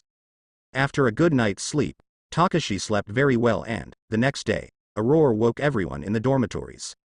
You have 10 minutes to wash up. After washing, assemble in the courtyard. At the whistle you will have to run 10 laps around the yard. After running, assemble at the mess hall entrance to then perform the balance adaptability test. Instructor Keith's strong voice was authoritative. The sink for the male dorm is at the rear of the dorm. Buckets are used, which is normal considering the time in which they lived. The tech tree of this world is amazing at certain points. The world within the walls is by no means at the level of World War I, but it does have strange and unreasonable technology, such as three-dimensional maneuvering equipment. But for bathroom issues it still uses very basic stuff. With the deterrent of eliminating 5 people in yesterday's test, even though many people were sore in the morning, no one dared to miss. It seems that yesterday's initiation rite was very successful. The recruits are very polite. If there is a commotion, they will be sent back home to move rocks, so there is no room to cry. After the morning run, everyone who hastily finished breakfast approached the 5 instructors who would be conducting the balance test in front of the large courtyard. The operation of the three-dimensional maneuvering equipment is far from being as simple as it seems. After all, it is about letting people accustomed to two-dimensional space move into three-dimensional space to act naturally. Flying in the sky is not a simple matter, so before operating the three-dimensional maneuvering equipment, everyone should hang on a special balancing device for a period of time to test the adaptability. This test can roughly see a recruit's potential in using the three-dimensional maneuvering equipment. In the field, Takashi hung gently from the balancing simulator, barely shaking. This adaptation test is actually quite difficult. If you can't pass the test in 2 days, you should say goodbye to this place. It is known that dozens of recruits will be eliminated in each phase. Oh, amazing, Takashi, you impress me a lot. Thomas was a little surprised by Takashi's near-perfect performance. Sue. Takashi sighed softly. Sometimes in life you have to enjoy the special moments. He hung on the balancing device with ease, enjoying the exclamations of everyone around him. Among the remaining 309 recruits, more than 200 people have been evaluated and 187 people have passed the test. Those not qualified will have another chance tomorrow. So far, only Mikasa's performance can be comparable to Takashi's. Burst. Beside him, Aren fell head first to the ground hard. Well, Takashi felt pain when he looked at him anyway. No way. Aren hung half his body in the air, looking at the sky without understanding why he couldn't do this simple test. Aren. Mikasa looked at Aren beside her with a complicated look. She couldn't do anything for him right now. Aren Yeager. What the hell are you doing? Get your damn body up this instant, Instructor Keith shouted. Takashi sighed. If he didn't remember wrong, Eren's belt was defective, otherwise he wouldn't fail this test. Seeing this, Takashi also released the safety buckle once on the ground and stepped out of the balancing device. It was time to let others take the test. Of course, he wasn't going to point out the problem with Eren's belt. It would be hell to wear a defective belt. But this is not necessarily a bad thing. Setbacks make people grow.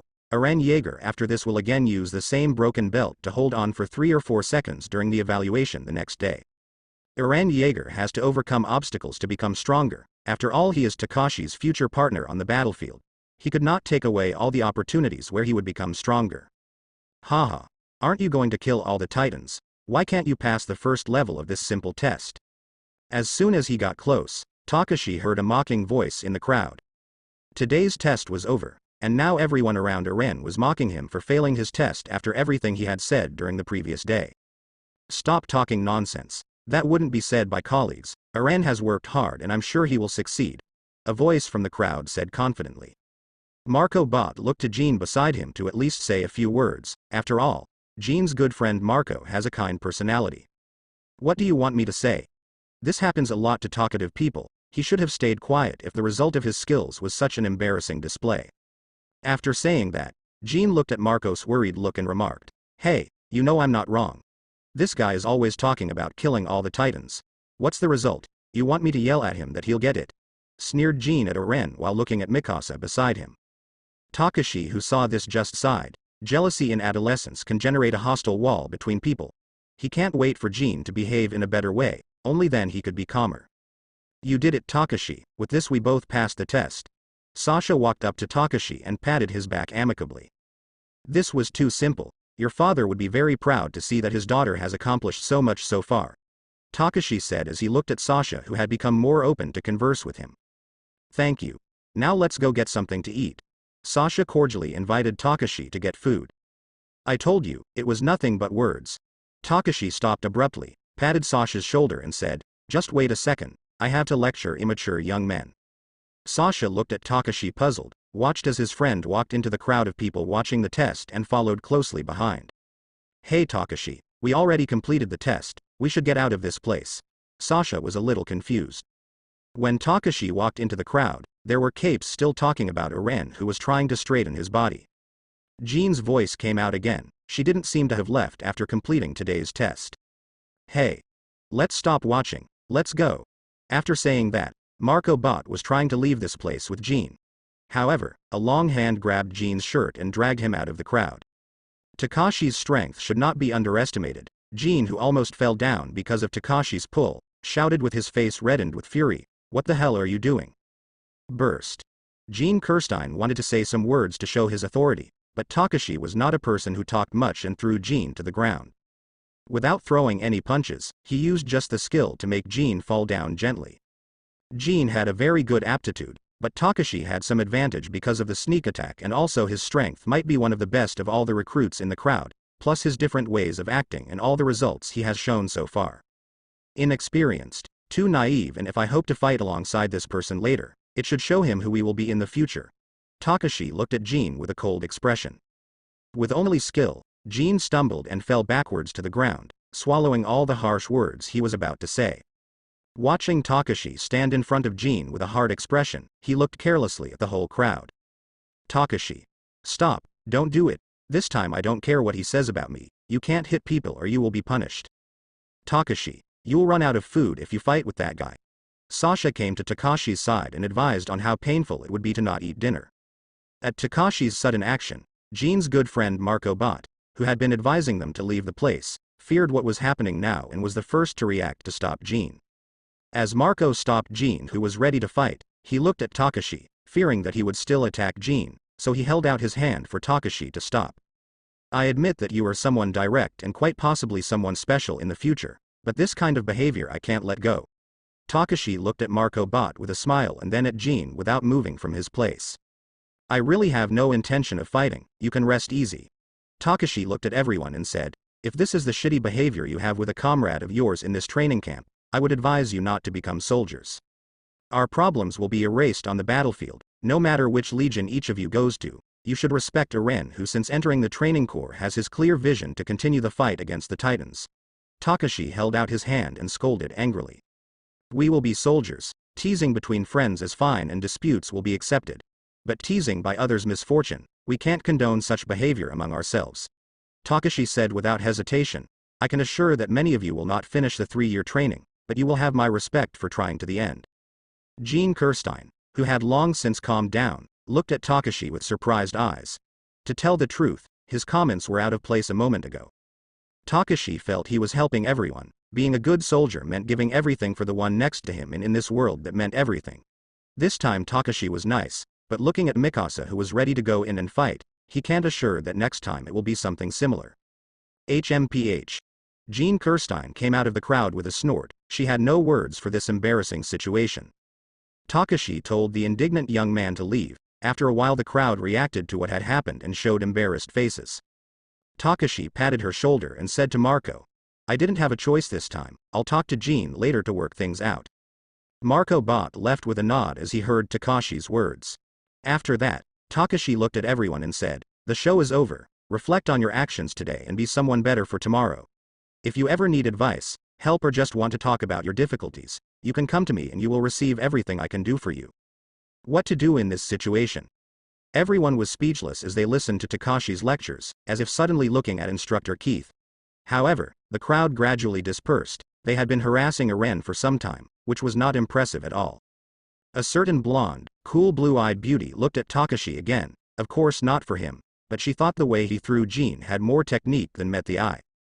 Eren, who was practicing adaptability on the balance equipment, was relieved. Being surrounded by so many people and making a fool of himself is not a good experience. If it wasn't for being hung up on the equipment he would have done it himself. But seeing Takashi's actions, he couldn't have solved it better than his friend. Well, I hope you train now that there's no crowd around. Takashi smiled slightly and left with Sasha in search of food. In the distance, Instructor Keith and a silver-haired old man with glasses watched Takashi, who was retreating from the training field. He was quick and straightforward, solved everything in a different way and showed everyone that he is willing to be a good leader, said the silver-haired man. He passed today's test with relative ease. His talent can create change in this generation of soldiers, Keith said with a glare at Takashi. Armin and Miyaksa stayed by Eren's side to continue practicing the balance technique and help their friend pass the test tomorrow. Shall we rest first? Mikasa grabbed Eren's hand and wanted him to stop and rest for a while. It's okay. I think I have what it takes to pass this test.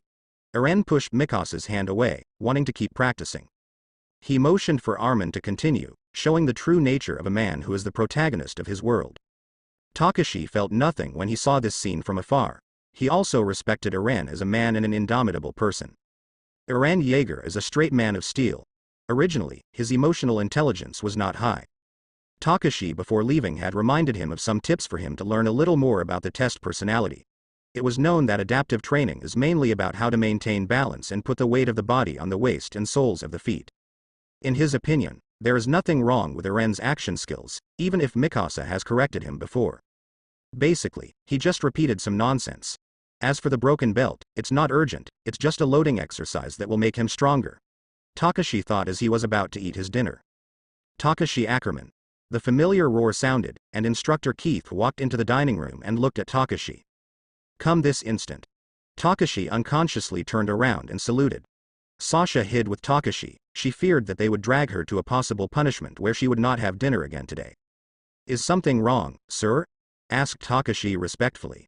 Nothing's wrong, boy. Run around the field 10 laps and finish before dinner, Instructor Keith coldly ordered.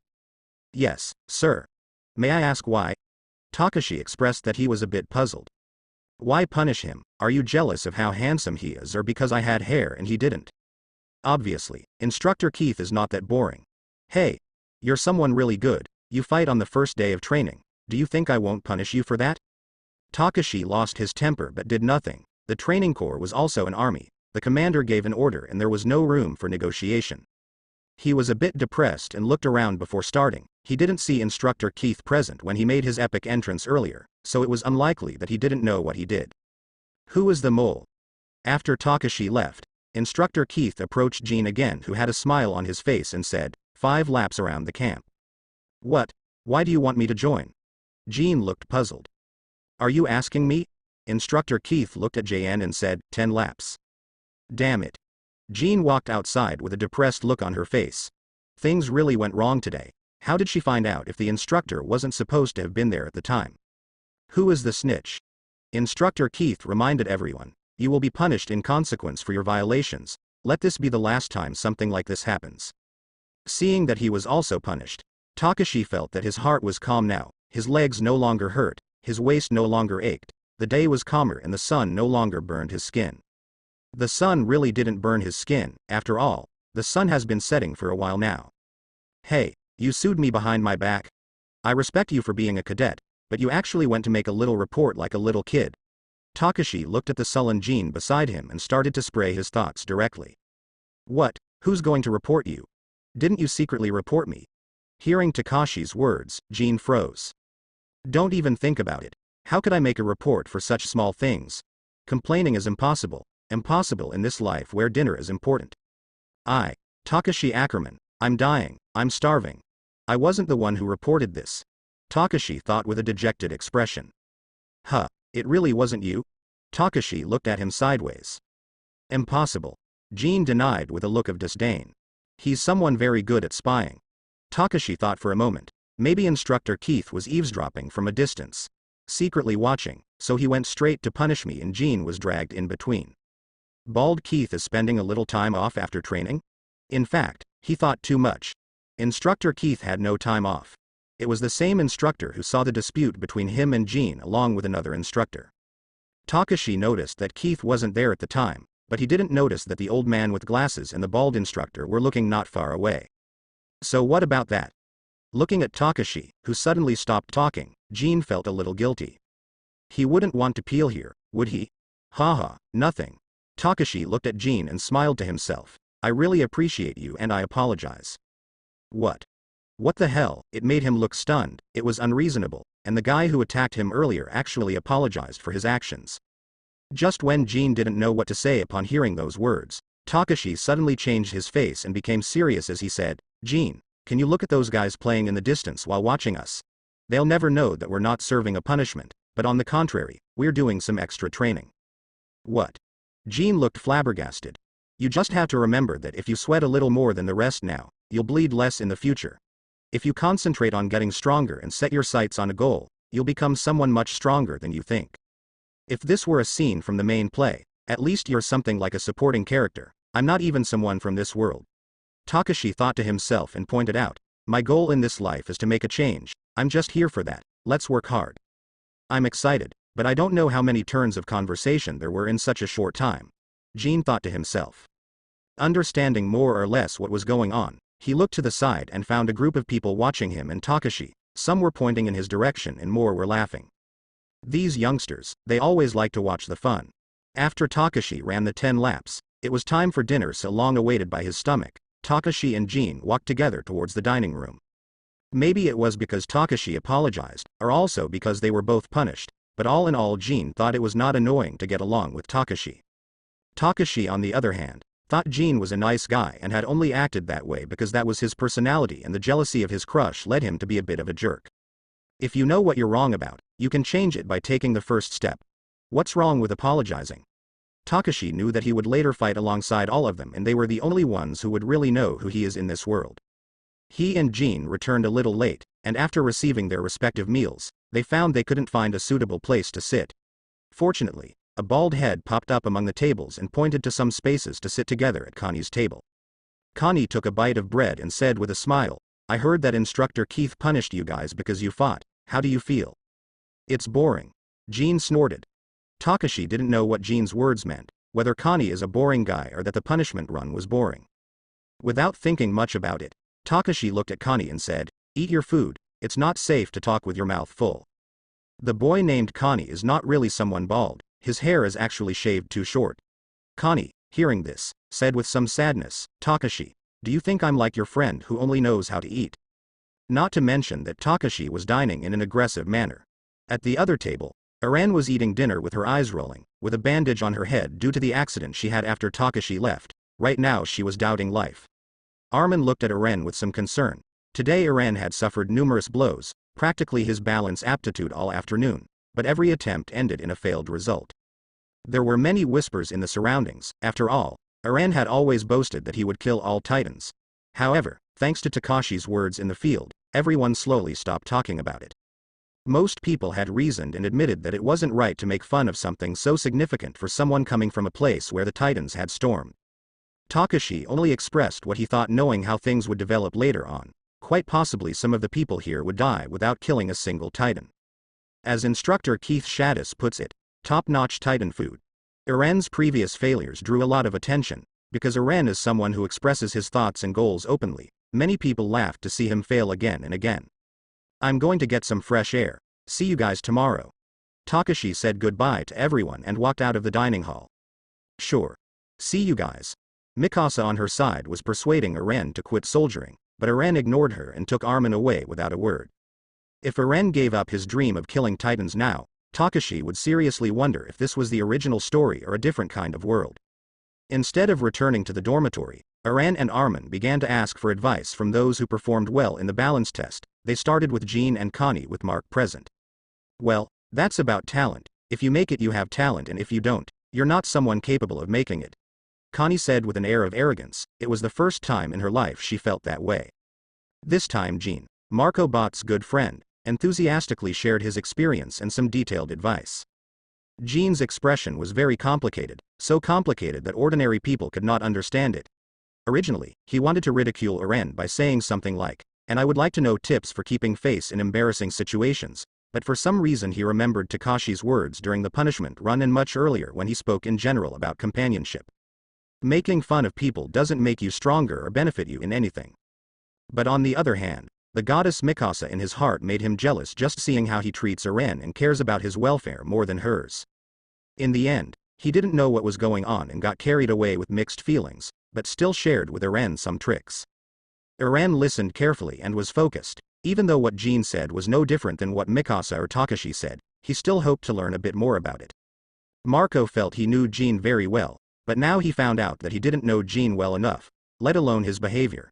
In his opinion, it's somewhat normal to speak with a bit of hostility due to Jean's disagreements with Eren, but it was nothing like he expected. What happened to Jean today? Is it perhaps because of Takashi? Marco Bot thought silently. After a while, Eren took Armin away and kept looking for someone else for advice. What kind of tenacious willpower is this to let Eren, who seems stubborn, walk away with a complicated expression? This world is Attack on Titans, where everyone marches to their freedom, no matter if the body is wounded and bleeding.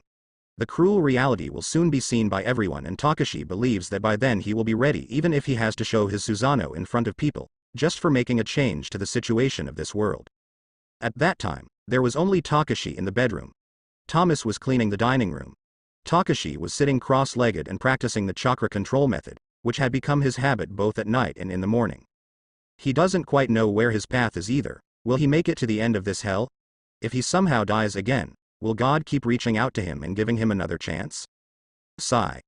Takashi finished training and went to sleep early. He needed to regain strength for tomorrow's trials. Eren and Armin came very late to the dorm. He together with Armin finally went to ask Reiner and Bertholdt for advice as it happened in the original story. However, this Takashi did not know since he was completely asleep by that time. The next day, the weather was pleasant, sunny and cloudless. Because he went to bed early yesterday, today Takashi got up much earlier than others and went for a walk while looking at the layout of the different buildings of the training corps. The open space of the base near the cliff is the general square of the training corps. Rows of strange tools were laid out on one side of the training plaza. In front of the general training square is the basic building of the training corps, from left to right, in order as the mess hall of the corporals in training, classrooms next to it, the food store of the training corps and the equipment store. There is also a special infirmary for the wounded. At the other end of the training square is where the instructors of the training soldiers live, and some other buildings that Takashi doesn't quite know how they work or ignored. It seems to be something different from the animation.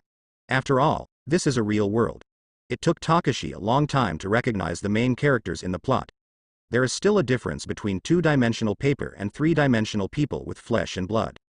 Takashi must admit that he admires all those who recognize people at a glance. Only a god can recognize all the characters from an anime to the real world. Ah. Takashi was bored, standing in the hallway outside the dining room, waiting for breakfast.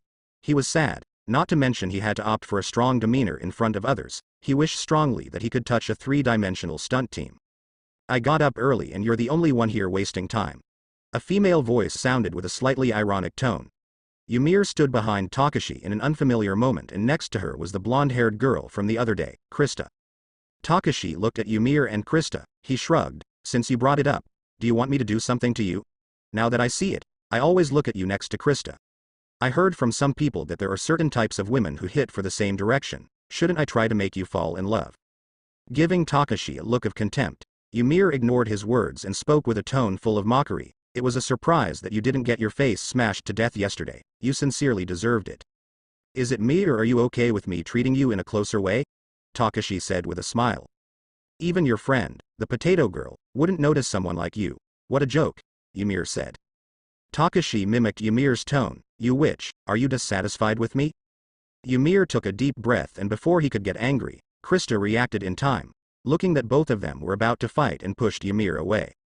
Didn't you see what happened yesterday? I thought you would act smarter. What's wrong with you? Krista didn't understand the attitude Ymir had with Takashi. Just let me smash his face, I'll do everyone a big favor, Ymir said with a snort. Anytime, if you're looking for comfort you can seek me out. Takashi flashed a friendly smile. The recruits of the training corps now have a small number. Currently, 286 people have passed the balance adaptability test and 23 people, including Eren, have failed. If they cannot meet the standard today, they can only return home. At 9 o'clock in the morning, the sky was very intense and the clouds were clear. Now the second round of testing for unqualified recruits began. Some people were happy and some people were sad. 23 people tested one after another, some narrowly passed and some left sad. Finally, I don't know if it was fate, but Eren was the last one to test, which caught the attention of the general audience. Many people wondered if this guy who threatened to kill all the titans could perform a miracle like the others who narrowly passed today. Eren was about to step forward, but found that Takashi was holding him back. Takashi found that Eren's hands were shaking, showing how nervous Eren was at the moment. Eren looked at Takashi doubtfully, not understanding why he was blocking him. Takashi handed him the belt that had already been removed from his body. If you don't want to leave me alone on the battlefield, wear my belt. This is the only way we can fight together in the future, Eren Yeager. Did he notice? Instructor Keith thought as he looked at Takashi's friendly smile. Instructor Keith didn't say anything about it, just looked at Takashi with a calm expression. Takashi originally intended to let Eren prove to everyone that he could pass the test with a damaged belt, but then thought that he couldn't let something happen that would mark a significant change in history. Could Eren be eliminated this time? What assures Takashi that everything will continue to happen in the same way? Eren wasn't a bit clear if there was any difference, so trusting Takashi and seeing that Instructor Keith didn't say anything about it, he put on Takashi's belt. Takashi's behavior made him slightly aware of something and gave him confidence. Similarly, Armin was pensive. Mikasa on his side felt inexplicable. The spectators also did not understand the approach of changing belts. Instructor Keith looked at it deeply, but it didn't stop Eren from changing the belt on the spot until the end. Eren Yeager, are you ready? Instructor Keith Shadis looked at Eren with fixed eyes. Yes, sir. Eren replied with determination. Get ready, get him up, Instructor Keith said solemnly. Eren slowly stood up, shaking occasionally, but overall he was stable. Is it that easy? Eren felt a little unbelievable. Was what I practiced yesterday fake? How is this possible? Bravo. Way to go. Everyone celebrated Eren's success happily. Ignoring the comments from the other corporals, Instructor Keith announced, "Congratulations on passing the exam." Yes. That's great. Eren couldn't help but shout into the balance machine. Everyone was infected by Eren's emotions, and many people cheered together. Congratulations Eren. Let's change the world together. Takashi thought with an inevitable happy smile. Instructor Keith approached Takashi and deliberately asked, "What did you find?" Eren's belt is broken. Keith took Eren's belt from Takashi's hand and looked it over for a while. It turned out that the equipment was faulty. The metal buckles on your belt were rusted. This is the first time in many years I've seen something like this. I'll have to add your belt to the maintenance list, explained Instructor Keith to everyone and especially to Eren. Does that mean he had been trying it with faulty equipment? No way. Suddenly, everyone realized what had actually happened from the instructor's words, but Takashi was puzzled. In the original story, Keith immediately mentioned where Eren's belt was damaged and points out that this hadn't happened in many years. This was all too suspicious. The belt has never been damaged before, and Keith touches it only twice to determine where it is broken. Isn't that suspicious? It really is a very good performance that could fool everyone but Takashi. However, he could only roll his eyes when he heard the instructor's words. All things considered, he surely was the one who handed Eren a defective belt, but still Takashi couldn't understand why Instructor Keith did that. Was it because he most likely knew Eren's mother? Takashi vaguely recalled that it was for that specific reason. Still, he wasn't stupid enough to expose Instructor Keith. In the military, a mere corporal can't point fingers at someone like Keith if he's guilty about what happened. That's all for today. Finally, all of you have become soldiers. Train hard and show what you were made of. After today, the actual training will be arranged, and a week later, the three-dimensional maneuvering equipment will be issued. Instructor Keith looked at the excited people and scoffed. Yes, there are only 295 people left now. I hope there will be more than 200 people when you graduate. It would be a miracle. Everyone was silent, and after a while of free practice, it was time for lunch. Takashi went to the dining room with Eren, Mikasa and Armin. On the way, Eren hesitated. Do you want to ask me when I found out your belt was broken? Takashi asked proactively. Well, you're right. Regardless, thanks for today. Eren said gratefully. I found out your belt was bad when I was instructing you yesterday afternoon. There's a slight abnormal tremor in the dangling cable. Which reminds me of the first day when I helped you put on your belts. Takashi's face was not flushed from the lies and he started blathering nonsense with his eyes wide open. Why didn't you say so before? Mikasa somewhat angrily interjected. Eren and Armin also looked at Takashi. Of course Eren didn't blame Takashi, he was just a bit puzzled as to why he didn't tell him until today, moments before the test. Takashi suddenly stopped and looked at the trio of young men. If you had given up before trying again, I would not consider you someone who would fight with me later. You can take it as a test to determine your will. Sufferings help us grow and I will from now on change the world by your side. Eren smiled as he understood Takashi's intentions. Even at the end he always stood up and tried to improve the situation. He pushed everyone to open their minds and support each other. Those words changed the morale of many who passed the test today. I see. Eren nodded and looked at Takashi in a different way. He felt that the fellow only cared about changing the world regardless of friendship. He thought similarly. Just now he realized that he found someone with the same determination to eliminate all the titans of this world and find true freedom. Armin opened his mouth slightly, not knowing how to evaluate Takashi's behavior.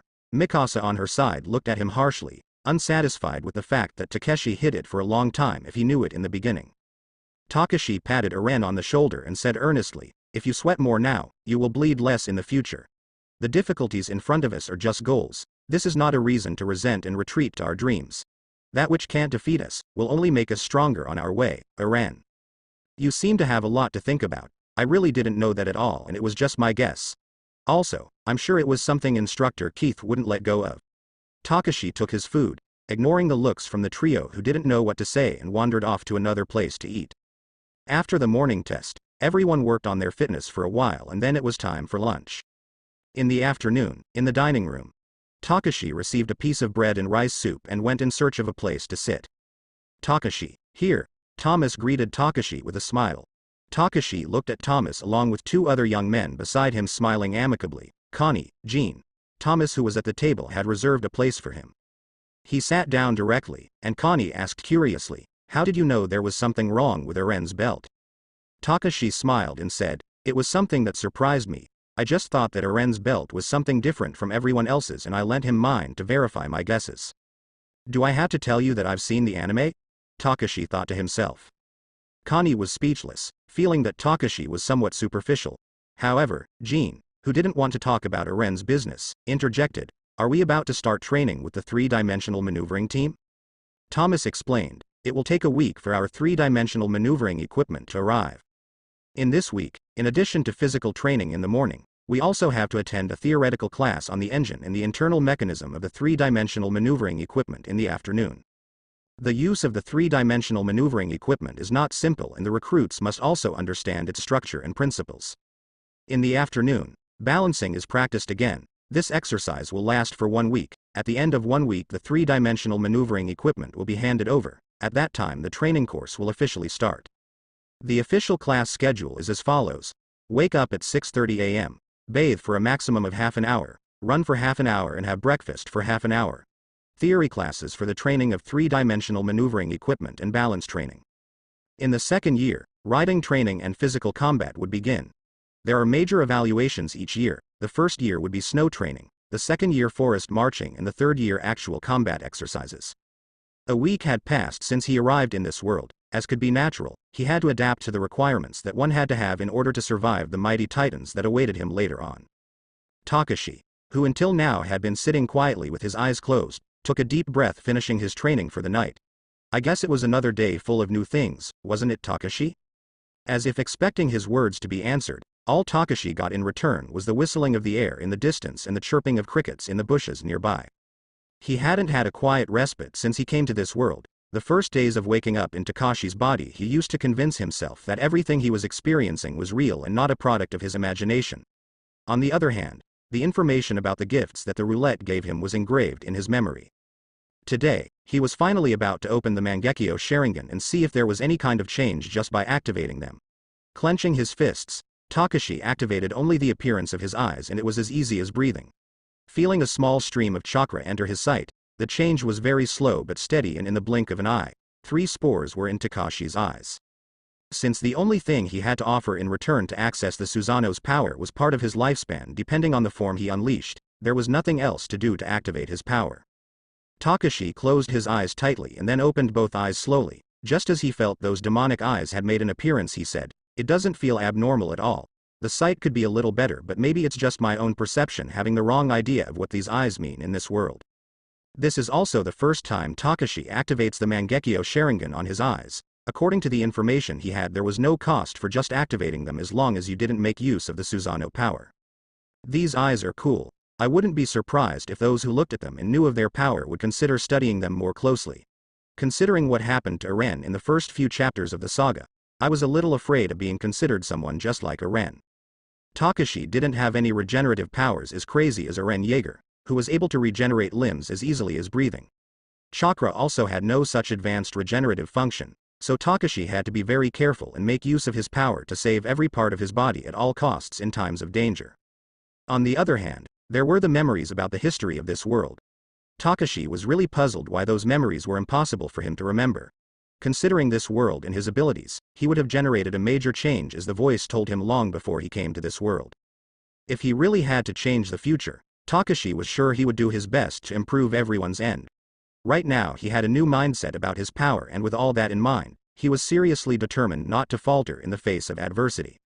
At the end of the day, this is his story, and he will do everything he can to support Eren and the others in their quest for freedom. Unconsciously, a week passed in silence. The gendarmerie staff finally delivered the required 3-dimensional maneuvering equipment for each soldier. Everyone looked at the boxes of 3-dimensional maneuvering equipment stacked in front of everyone with burning eyes. Takashi was also a little excited. With this device he could move and go to the sky. Just like taking a driver's license test, after learning the basic theoretical knowledge, you must get in the car to practice, and if you drive a lot, you will naturally become an experienced old driver. The same goes for the 3-dimensional maneuvering equipment. After completing the required basic training and learning all the concepts, practical training will begin today. To be honest, everyone was anxious. Eren's eyes were shining. God, a child's dream about to come true. Takashi is also looking forward to the moment. Everyone knows how beautiful this thing is in animation. The equipment was quickly distributed and given to each person. Takashi felt it was very light once equipped on his body, the result of many upgrades and improvements to the equipment over time. Before everyone was happy, more than a dozen instructors arrived with their respective 3-dimensional maneuvering equipment on their bodies, led by Bald Keith. "Are you guys excited?" Instructor Keith asked with a dark face. Some of the noisy training soldiers stopped talking. Instructor Keith didn't speak any further and pressed the trigger on the knife handle. Shoo! A repairman on one side of the 3-dimensional maneuvering equipment flew straight out, pulled out a telescopic rope and stuck it into a tree trunk, and then the sound of gas jets sounded and the repairman retracted again. Instructor Keith pointed to the deep hole in the tree trunk punctured by the anchor and said coolly, "Look, what will happen if you get stuck with this fastener?" Even though it was mentioned in theory class, some guys don't care every year, but they will eventually learn when they get seriously hurt. Everyone looked at the hole in the tree trunk and didn't speak, and some people took a cold breath. This thing was more dangerous than they thought.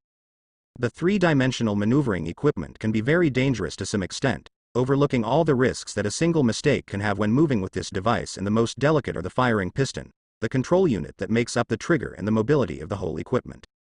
The hooks that fire the spatial maneuvering unit are the most important of all and from which many of the users end up dead or seriously injured.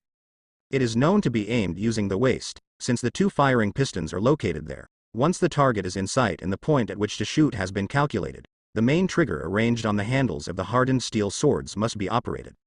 Each trigger is responsible for activating its respective piston. Once done, a hook will shoot out and hook on the solid surface, but preferably vertical. After this, the user can operate the mechanism again to generate traction and move thanks to the mechanical impulse resulting from the tension of the rope, and so on until the desired distance has been covered. On the other hand, the user also has the possibility to stop the pulling exercise of the mechanism and unhook the end of the rope that is in contact with the surface. This thing can pierce trees, walls and even the tough skin of titans to hold ropes without breaking and return to its place. What will happen if it shoots directly at a human? You only have to look at the sharp hook anchor that carried a metallic cold light to know that it's deadly stuff. If you mistakenly shoot at a fellow human's neck, he'll most likely die without knowing what happened. These are the words that instructor Keith emphasized the most. In the previous theory class, the instructor also made a special reminder.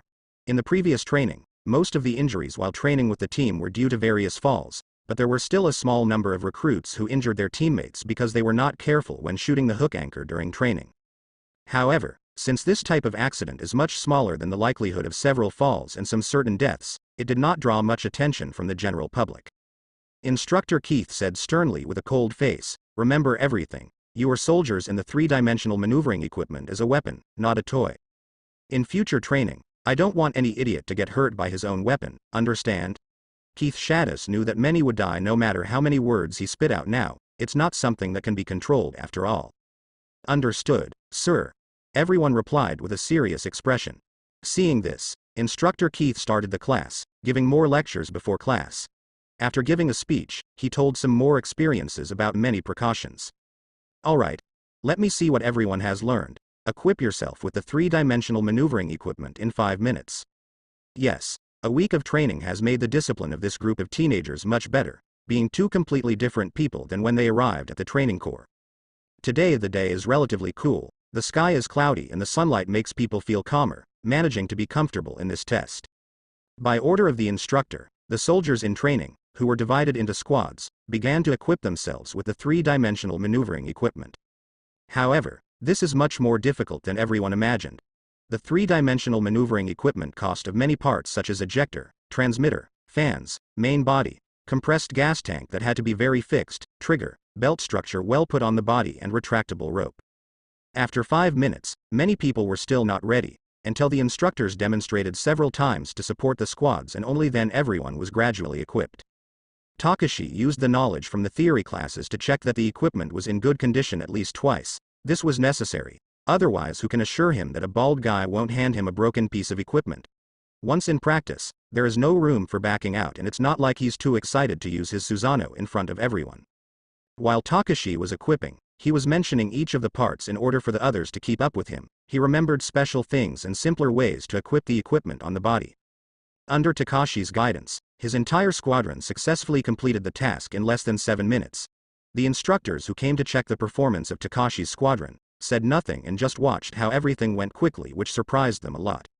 In general, the soldiers of the training corps have completed the task one after another, happily looking at the equipment in their body that they have dreamed of so much. Then, with the help of the instructors, the compressed gas tanks were filled.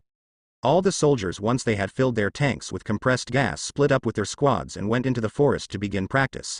After all, it would be much more dangerous to be among more than 200 people in one place than to be in a small squad.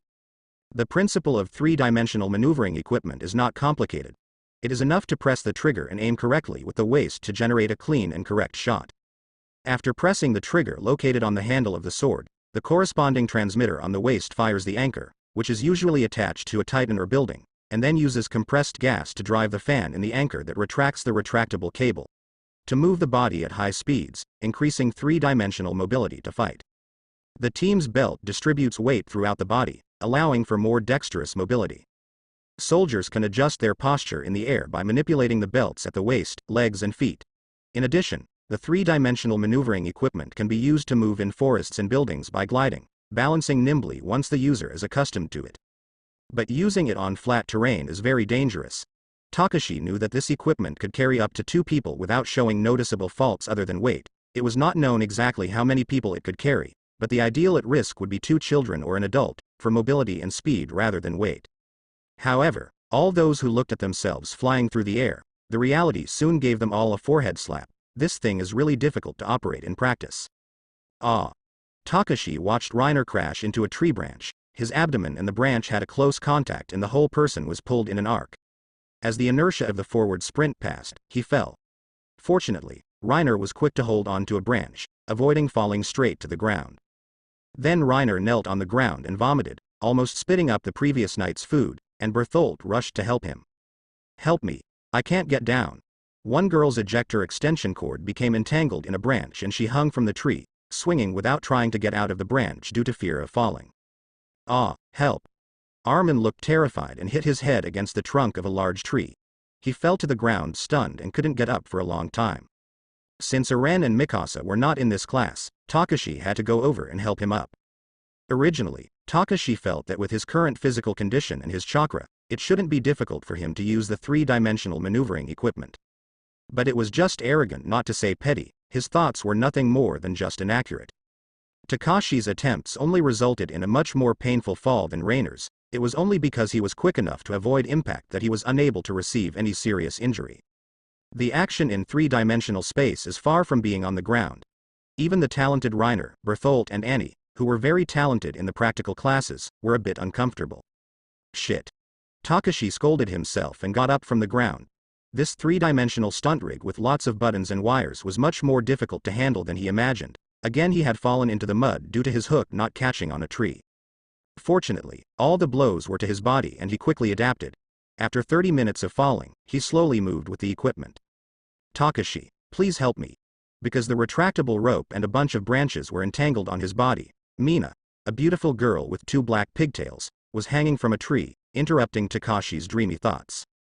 Takashi looked at Mina who was swinging in the tree and smiled unceremoniously. "Call me Captain, I won't help you otherwise." Mina snorted and looked at Takashi angrily. "If you don't help, I'll never speak to you again." "Words are not what people live on. I guess I need help too," Takashi said in a disinterested voice. "Captain. Takashi, can you offer me your help?" Carolina Mina huffed a forced smile. Of course, what captain wouldn't help his subordinates? Takashi approached Mina to help her, with words of comfort so that she wouldn't worry. Takashi took a lot of effort in rescuing Mina from the tree. The morning practice was full of difficult situations. The training soldiers hit the trees trying to do various tricks. There are also some hapless people hanging from the tree and did not get help until an instructor came over. Keith looked at all the soldiers and asked, "How are you guys feeling?" "Haha. I was also as excited at first as you guys. Then I had to stay in the infirmary for over 3 days after getting hit in the head," said one instructor with a bright smile. "It's fun to have lunch at noon. There's moaning everywhere and basically everyone understands each other's pain." Hey, apply the cream lightly." Takashi looked at Sasha who had a bread in her mouth as she helped him apply cream to her injured muscles. "Ha ha ha ha. Takashi, didn't you turn out to be the most injured of your group?" Sasha asked while stealing the bread from Takashi's food. "Don't talk nonsense. Reiner was the one who ate the most trees," Takashi said without showing shame. "Look Armin, my beautiful face is swollen," Eren said in a dramatic voice. Takashi took a look and found that Eren's forehead was red and he had 2 cotton balls stuffed in his nose. Obviously, the blow was not light and there was some dust and twigs still in his hair. Armin had a bandage wrapped around his head and Connie had a large bag over his bald head. As for Takashi's top bunk, Thomas, he was not in the mess hall due to lying in the infirmary. His wounds will take at least 3 days to heal. Eren had 2 cotton balls stuffed up his nose and said, "No wonder we weren't allowed to practice directly at first. Turns out it's so hard." These words expressed the feelings of many people. When the instructors demonstrated the practical use beforehand, they thought it was quite simple and that there was no need to have practiced with the equipment for a whole week. As a result, many people were injured. "Are you sure you don't need to go to the infirmary?" Sasha pulled Takashi's shirt down and asked. "No need. Eat your food." Takashi refused and began to eat the food until he noticed that a mouse had taken the food from his plate. Sasha averted her gaze without saying anything, as if she had not been aware of Takashi's gaze. After lunch, Takashi, Eren and Armin went to the infirmary to visit the unfortunate Thomas. "Doctor, Is my leg really broken? Please help me. I don't want to become disabled. A shout was heard from a certain medical room. Will it take 2 months for my hands to be fine? Can you hurry? By then I'll be eliminated.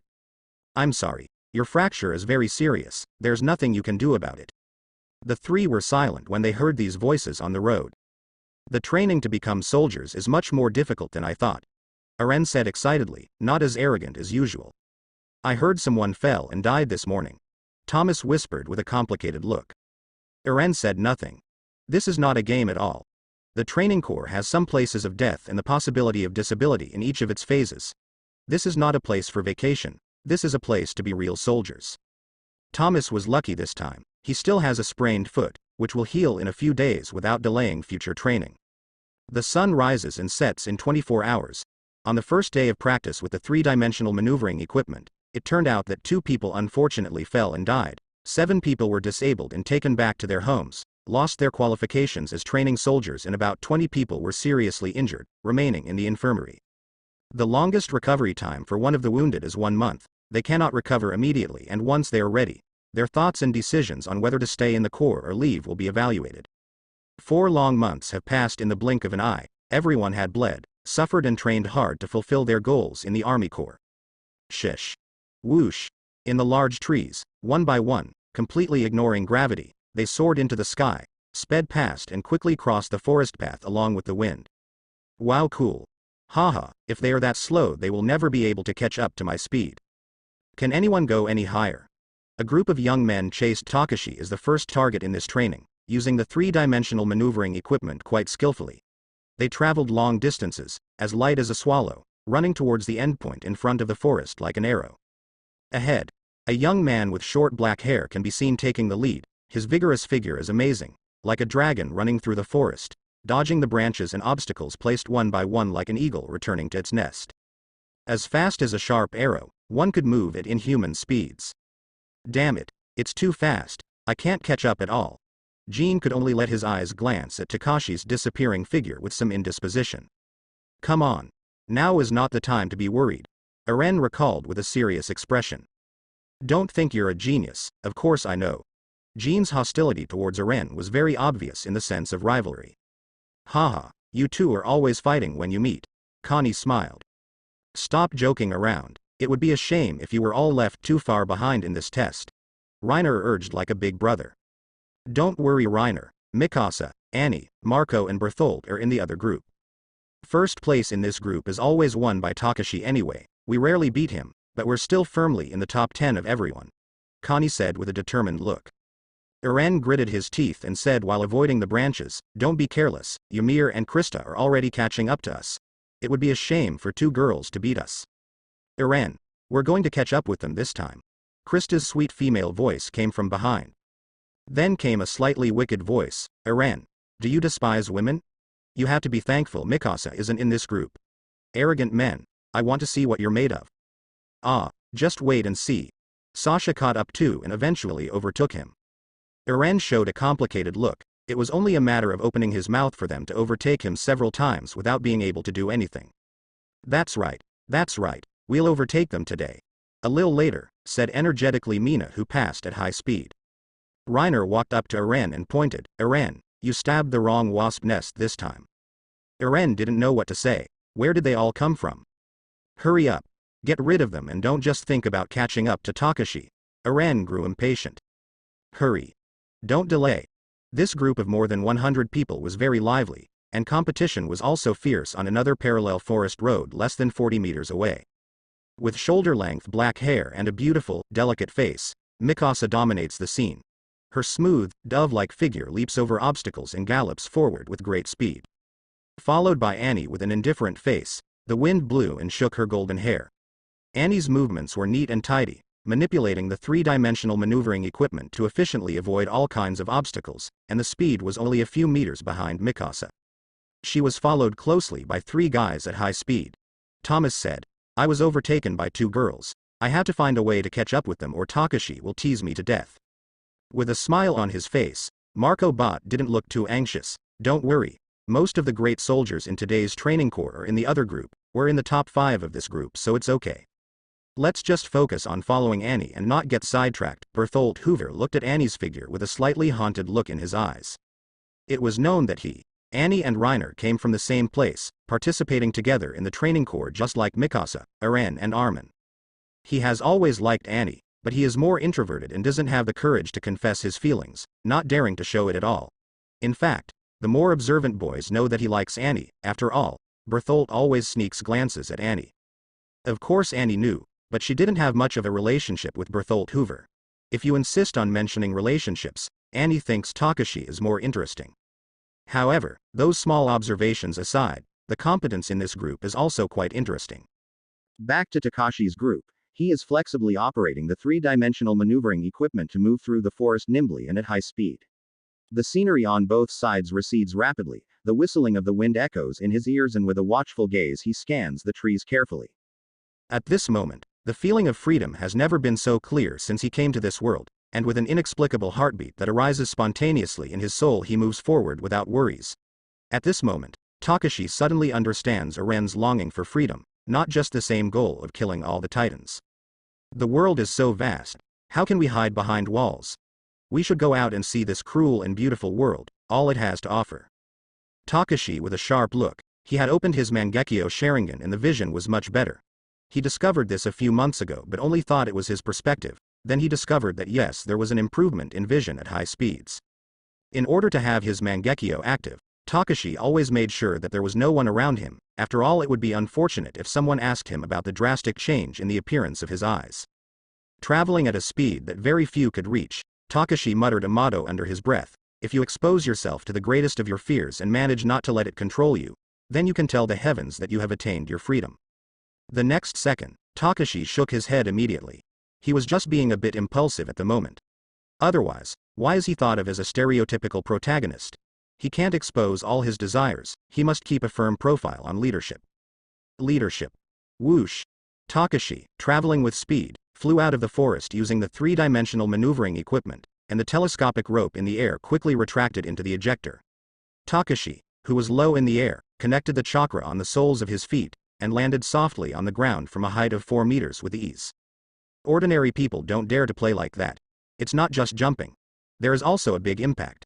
If you don't know how to land, the impact would break anyone's feet. Takashi, who possessed chakra and who now manipulated it more easily, could do this without any problems. What about a broken bone? This is a fear that Takashi overcame long ago. Instructor Keith, who was standing at the end, looked at the pocket watch in his hand and nodded to Takashi. Instructor Keith was very impressed by the way Takashi landed a moment ago. For an instant he thought he had broken a bone due to his recklessness. From all these months of training, he knew that Takashi's physical quality was very different from ordinary people. He could be sure that even if Takashi had no Titan fighting skills, he could become a good enough soldier in his role of strength, agility and speed. After a while, Mikasa flew out of the other forest path. After Mikasa stopped, she looked a little surprised at Takashi. You're much faster than usual today, Takashi. Takashi rolled his eyes. Beauty, don't you know it's impolite to praise a man? Watch out, I might fall in love.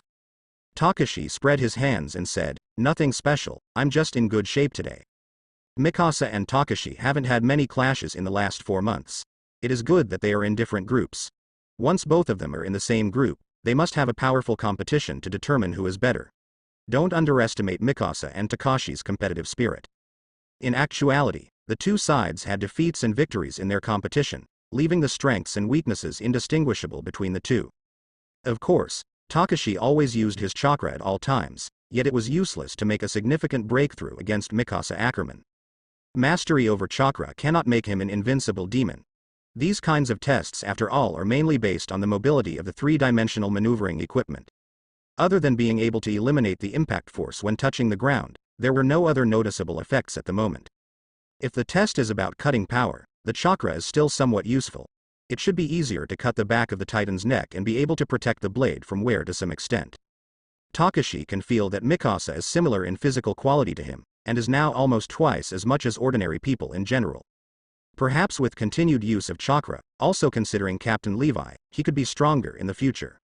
Mikasa's hidden power was awakened at approximately 9 years of age. The Takashi of the past had that boost of strength at the age of 12, years of noticeable difference. At first Takashi thought that some of his strength had somehow been erased from his body, but then by using chakra everything was greatly improved and now he surpassed Mikasa, making use of his great abilities.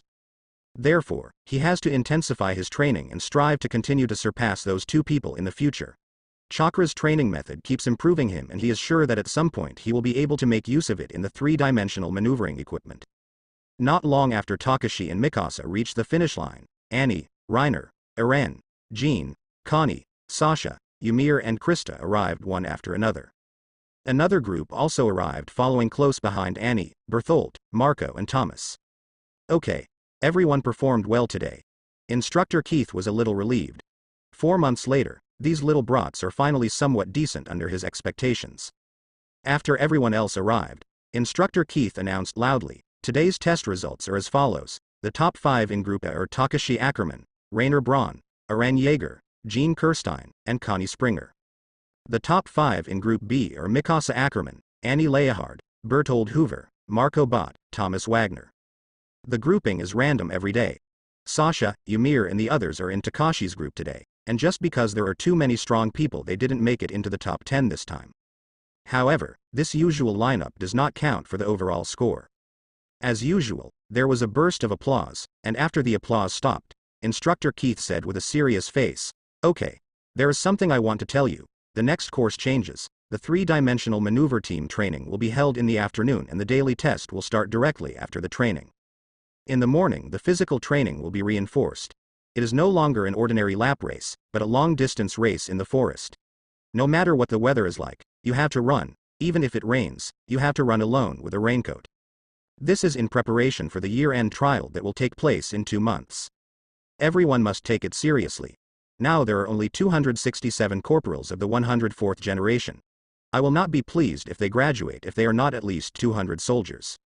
Ah. Excuse me.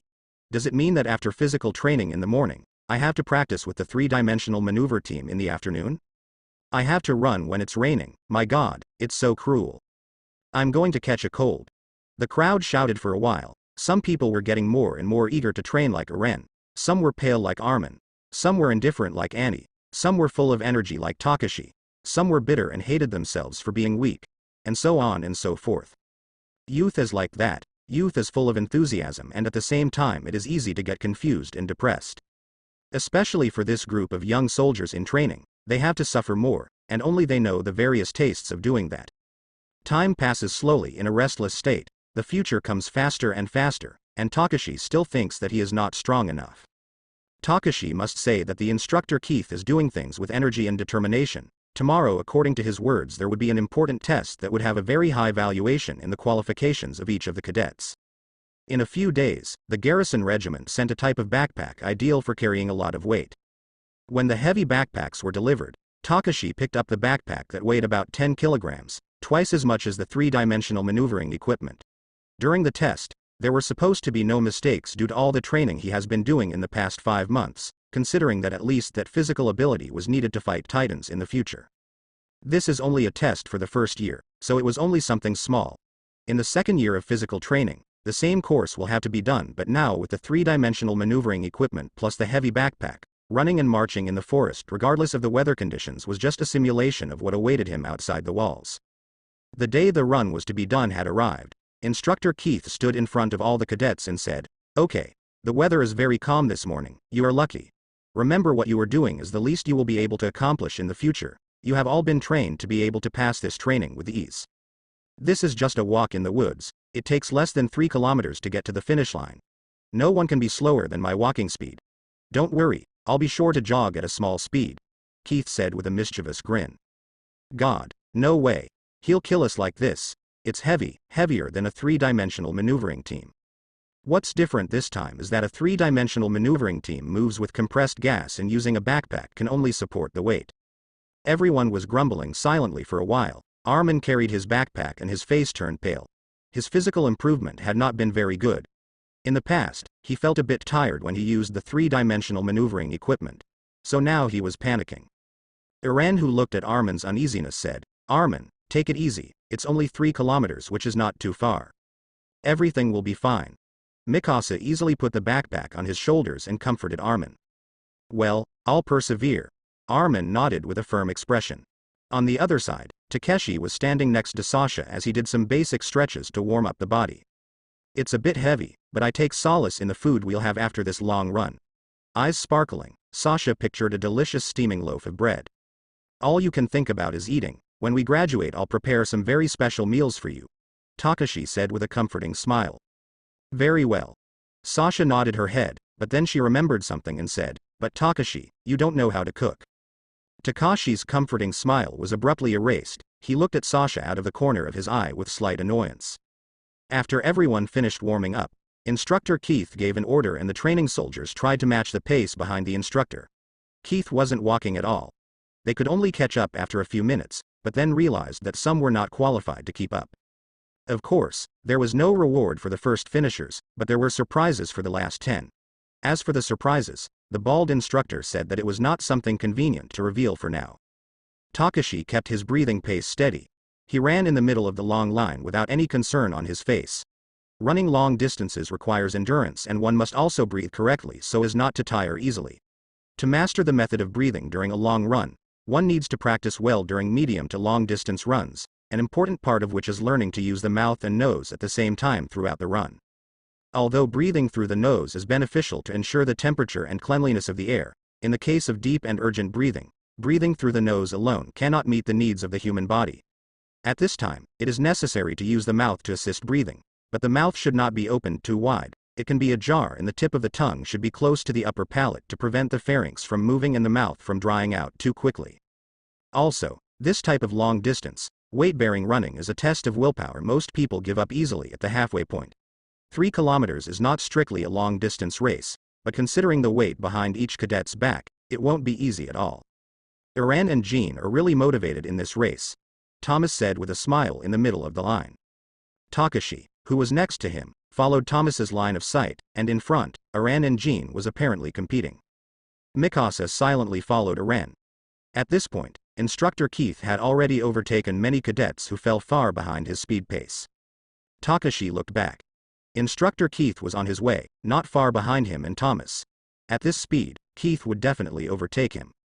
Takeshi suddenly smiled. It's time to show my real speed, Thomas. Do you want to keep up with me? Thomas shook his head. No, I want to finish this training without injury. Takeshi smiled and didn't speak. He stopped jogging at a medium speed and suddenly accelerated. He started running straight. He accelerated to get rid of his good friend Thomas. This time he didn't run beside Thomas and there was nothing special, just that he didn't want to be badly graded within Instructor Keith's gaze. Soon after, Instructor Keith trotted over and passed Thomas, who was trying to struggle his speed again, with a blank face. Oh no, slow down. Thomas watched as Keith trotted past him, trying to catch up, but his legs would not obey him. Instructor Keith ignored the shouts of the soldiers. After all, he had started from behind to follow a medium-high run time. Ahead, dust and gravel flew all over the path. Takeshi overtook Ymir and said, "Do you need me to carry you, princess?" Ymir rolled her eyes and spat to the side. Her saliva almost hit Takashi's face and said, "Sorry, I didn't look at you." This bitch. Takeshi thought to himself and then shot a friendly glance at Krista before disappearing. Ymir, indeed she can run faster, but she has to take care of the goddess Krista. Takeshi felt that these two women were eggs from the same basket, but this is his freedom. What he is looking for in this world is freedom, so he supports them. Takeshi then moved on to Marco, Connie and Sasha. Connie looked at Takashi's back with a puzzled expression. Why does Takeshi always start last and end up among the first? Is it about arrogance or just to humiliate us? Connie knew that as far as handling 3-dimensional maneuvering equipment was concerned, Takeshi was better than him and many others. However, he thought that at least Takashi's physical condition was at the same level as his or even a little worse. Come on Connie, the goal awaits us, Takeshi shouted in the distance. Damn Takeshi. Connie closed her eyes and shouted Takashi's name with a slight grudge in her heart. With the heavy backpack on his back, Takeshi was fast and steady, gradually passing Reiner and Bertholdt. Takeshi felt that Reiner and Bertholdt were not doing their best. However, as they all saved a little more than he could accomplish, he ignored that fact and kept running. Takeshi doesn't even know who the Titans are that threaten his life, let alone their intentions in attacking humanity like that. He was not familiar with Reiner and Bertholdt, but Eren has a good relationship with those two to the point of being comrades. Therefore, Takeshi would seriously consider them for the future. At this point, Takashi had caught up with Eren and Jean, who were in front, and Mikasa was watching him from behind Eren. Eren and Jean are in some kind of competition. In fact, these two people were competing over any trivial matter that was put in front of them. Then the two began to exhale loudly. At first, Marco and Thomas blocked the confrontations of these two, but then they got used to it and considered it as a competition between rivalries. The incredible thing is that no matter how much they argued, they never came into physical contact. After a few days, I can still communicate normally. Can they still hold on? Takashi asked Jean and Eren beside him as he looked at them panting.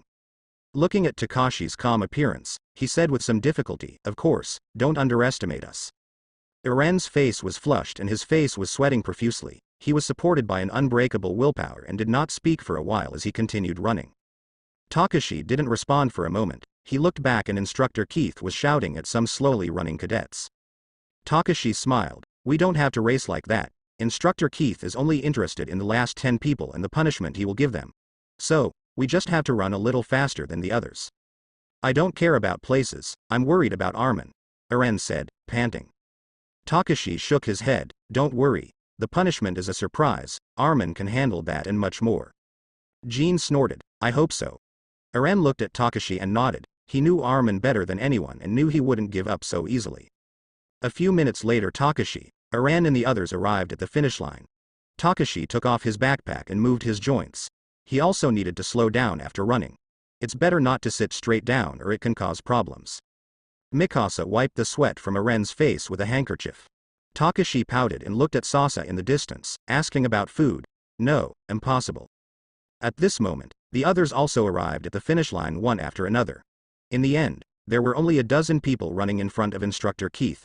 From Instructor Keith's ugly face, you could tell that he was in a bad mood. Someone's going to have bad luck. Everyone was heartbroken. After a period of time, the 10 slowest people also came to the end one after another, including Armin. Instructor Keith approached Armin, who was sweating profusely. With his hands he lifted Armin by the head. "Burst. Get up this instant, I pity you," Instructor Keith shouted. Those who ran fast were not rewarded. Those who ran slow were pleasantly surprised, and then the other 9 boys who came in last were punished harshly, again holding the suitcase between their backs. After punishing the 10 unlucky cadets who came in last in the race, Instructor Keith approached the crowd and began to spit sermons. "This time is just the beginning of your training. To be honest, their performance today was terrible. An old man working in the field can run faster than all of you.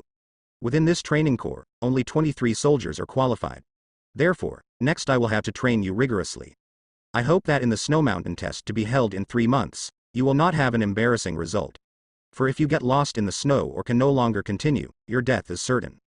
So here comes the surprise. Since you are all in a very good mood, rest for half an hour and run back if you don't want to miss the food," Instructor Keith finally said with a cold smile. "My goodness, we still have to run back. It's only a half-hour break, this is. I feel like I'm going to die. It's okay, it's just a run back." Not everyone knows how to complain. Anyway, today they are destined to suffer. Many heard Takashi's exclamation. This sure is a good surprise. Ready to start? However, Takashi's face twitched. Not long ago he thought this surprise was only for the last 10 places. He never thought they would include them all in the same package. This was a direct punch in everyone's face. Many of the cadets who made sure not to be in the last 10 showed a sad expression. "How am I supposed to go back to camp if we spent all our strength not to be in the last 10? Takashi rubbed his legs and right now he was very bitter, not to mention that he has the power to use a Susanoo in this world. Even if he has chakra and can make use of that power in his body, he can't let this kind of surprises come without him being aware. Today is just the training, tomorrow it could be an enemy attack." After half an hour, everyone went back to running and it didn't take long for everyone to have a sudden death expression on their faces. Half an hour of rest was not enough to regain the stamina in their legs, much less regain their breath that after 2 minutes they had completely lost control of their breathing. Takashi could not believe it. More than 4 months had passed in the training corps. His strength in both chakra and general capabilities had strengthened to a very acceptable level. Along with his own extraordinary potential, though not comparable to the best talent in this world, his strength and physical endurance were something very few had. However, he had now begun to tire and felt the burn run through his legs. Of course, even if he was starting to feel exhausted, he was still holding his own among the frontrunners next to Mikasa. He couldn't stop pushing himself. Wow. Ouch. After the race finally ended, Takashi wiped the sweat from his forehead and discovered that many people were lying on the grass like corpses. The first day of weight walking was an extremely bad experience for everyone. Eren looked at Armin, who lay on the ground and had long ago rolled his eyes, almost foaming at the mouth, feeling a bit overwhelmed by the experience. Thomas sat on the floor, thumping his legs hard, causing Marco Bot to check if his legs were still connected to his body, and Connie on her side was doubtful for life. Instructor Keith looked at the people lying on the ground and smiled unscrupulously. What's the matter? Can't they stand this little walk? Aren't they usually the first ones to run too fast? Tomorrow training of this nature will begin. Remember, practice with the three-dimensional maneuvering equipment is still every day. Anyone who feels qualified can come to my office and request the equipment. Ignoring the surly crowd, Instructor Keith turned and left. Time passed quietly. 2 months of time slipped away between training and more practice. The winter season had arrived when the snow fell from the sky. On this day, when Takashi stepped out of the bedroom door, he saw the ground covered in snow, with heavy snow falling from the sky, dyeing the world a vast expanse of white. Is the snow season here? Takashi, as a person of this world, was the first time he had ever looked at snow. He felt an indescribable feeling from his previous world, so now he was very happy. Thomas, who was standing next to him, was wrapped in a thick grayish-white military uniform, smiled at Takashi and said, "It's strange, you got up a little late today." Takashi didn't mind. It's rare to rest today, and it's normal for me to sleep late. In fact, it was a little cold and it was hard to get up as early as he always did. The training corps also have some vacation days, and Takashi found out that after the big snow mountain test there would be some weeks off that will be granted time after finishing the test. Takashi hummed a tune and went to the dining hall for breakfast, and then hung out at the training camp with his roommate Thomas. Many children played in the snow at the training camp, and some people hung out like Takashi and Thomas. Takashi saw Eren, Mikasa and Armin building a snowman. It must be said that the trio had a good relationship.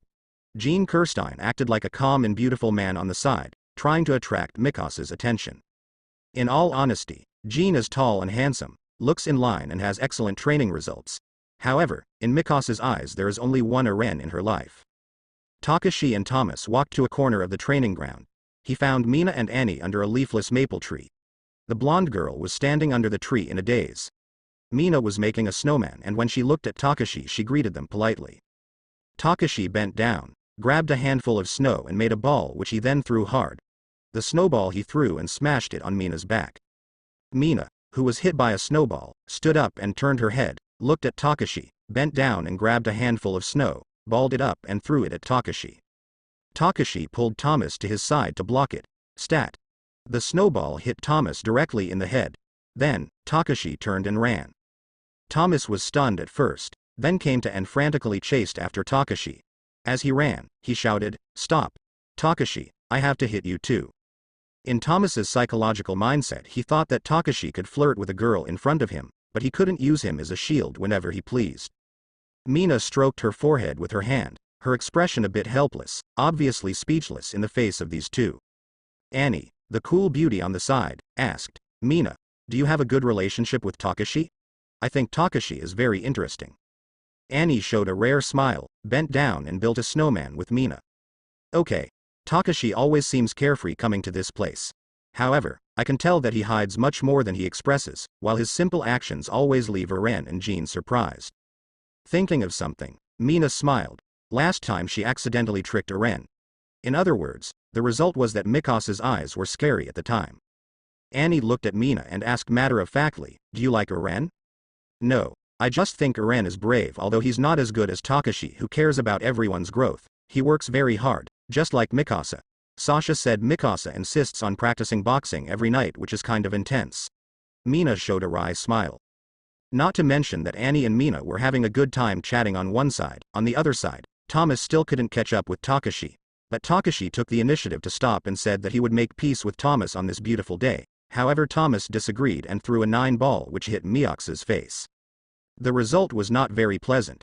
During the days off, corporals can also learn to cook on their own in the kitchen, as long as they organize the cooking utensils afterwards.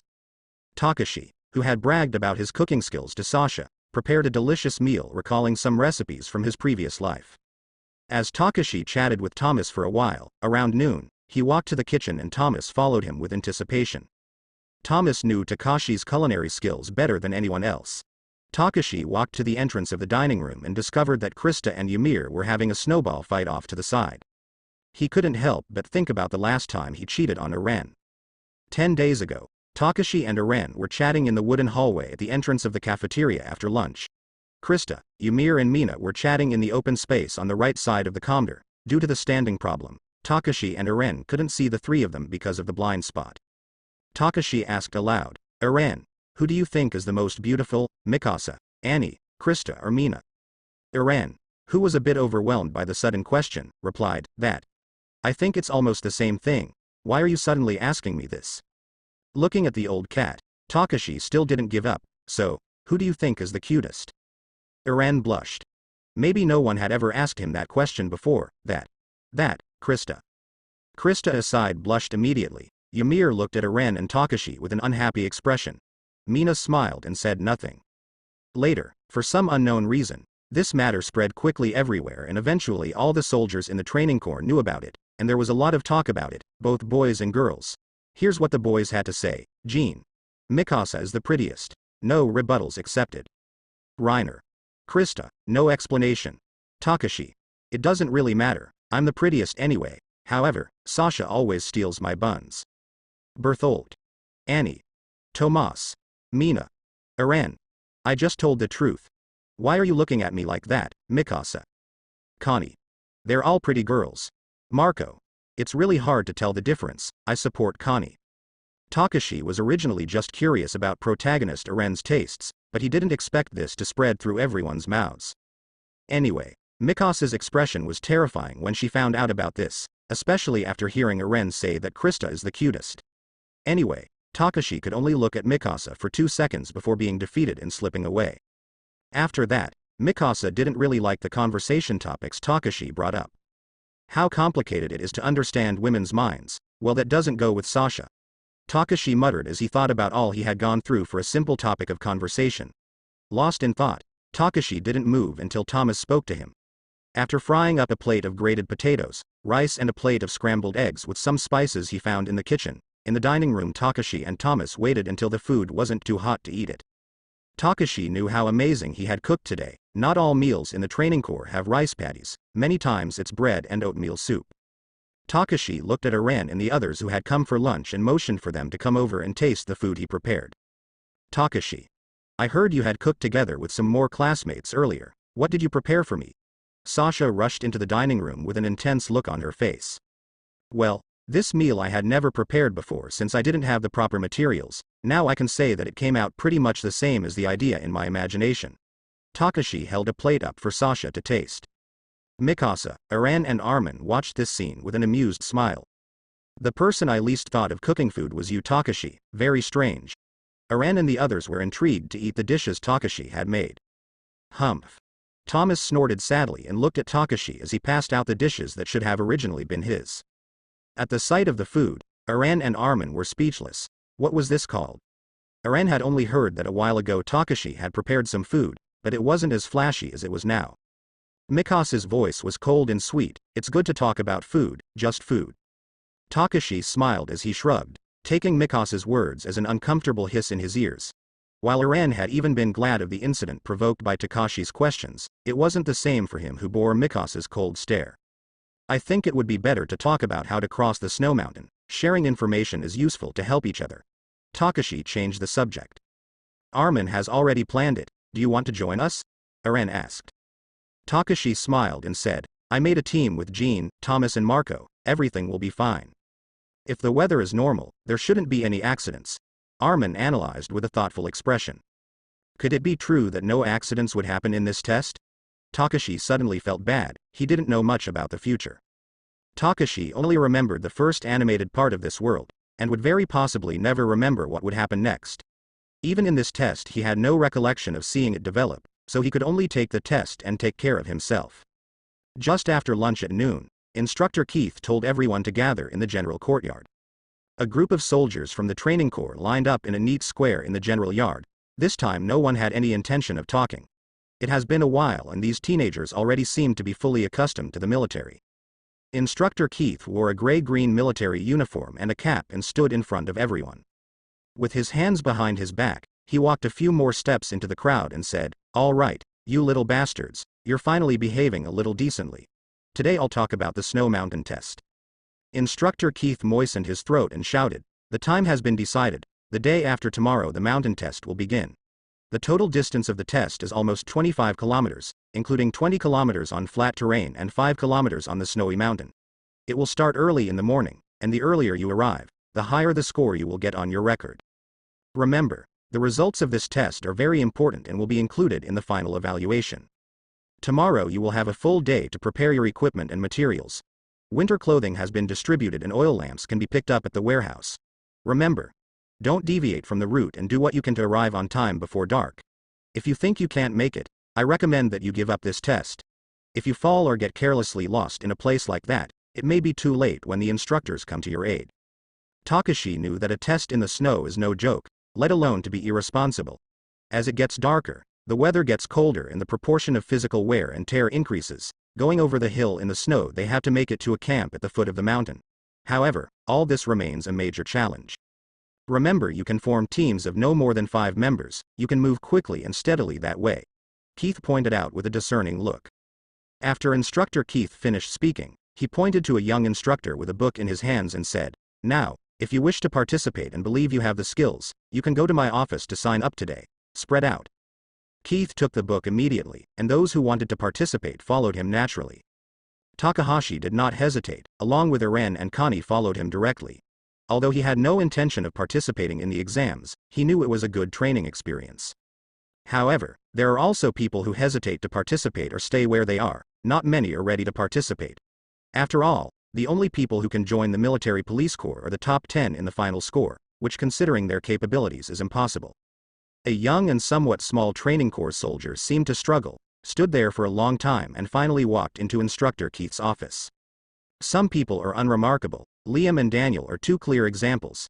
They underperform in training, and this time it was not about willpower to finish the test. However, the 2 of them were determined that with hard work they could finish in the top 10 and be able to join the military police, wanting to prove themselves in this very important test. However, neither Liam nor Daniel realized that they did not have the fitness and ability to pass the snow mountain test. Their lack of willpower and determination would be what would cause them the most trouble going up the mountain. "Do you think we could participate in the same group? It's me, Liam, and my friend Daniel," Liam said as he looked at Takashi. "Sorry, but I already have a group, good luck," Takashi said as he refused to go along with those 2 young men.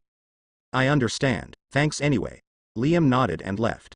Takashi watched the young man leave with a disappointed look. He himself knew that this test would be difficult, so he thought that they would give up on the test if he didn't decide to go with them. In the evening, Instructor Keith looked at the list in his hand.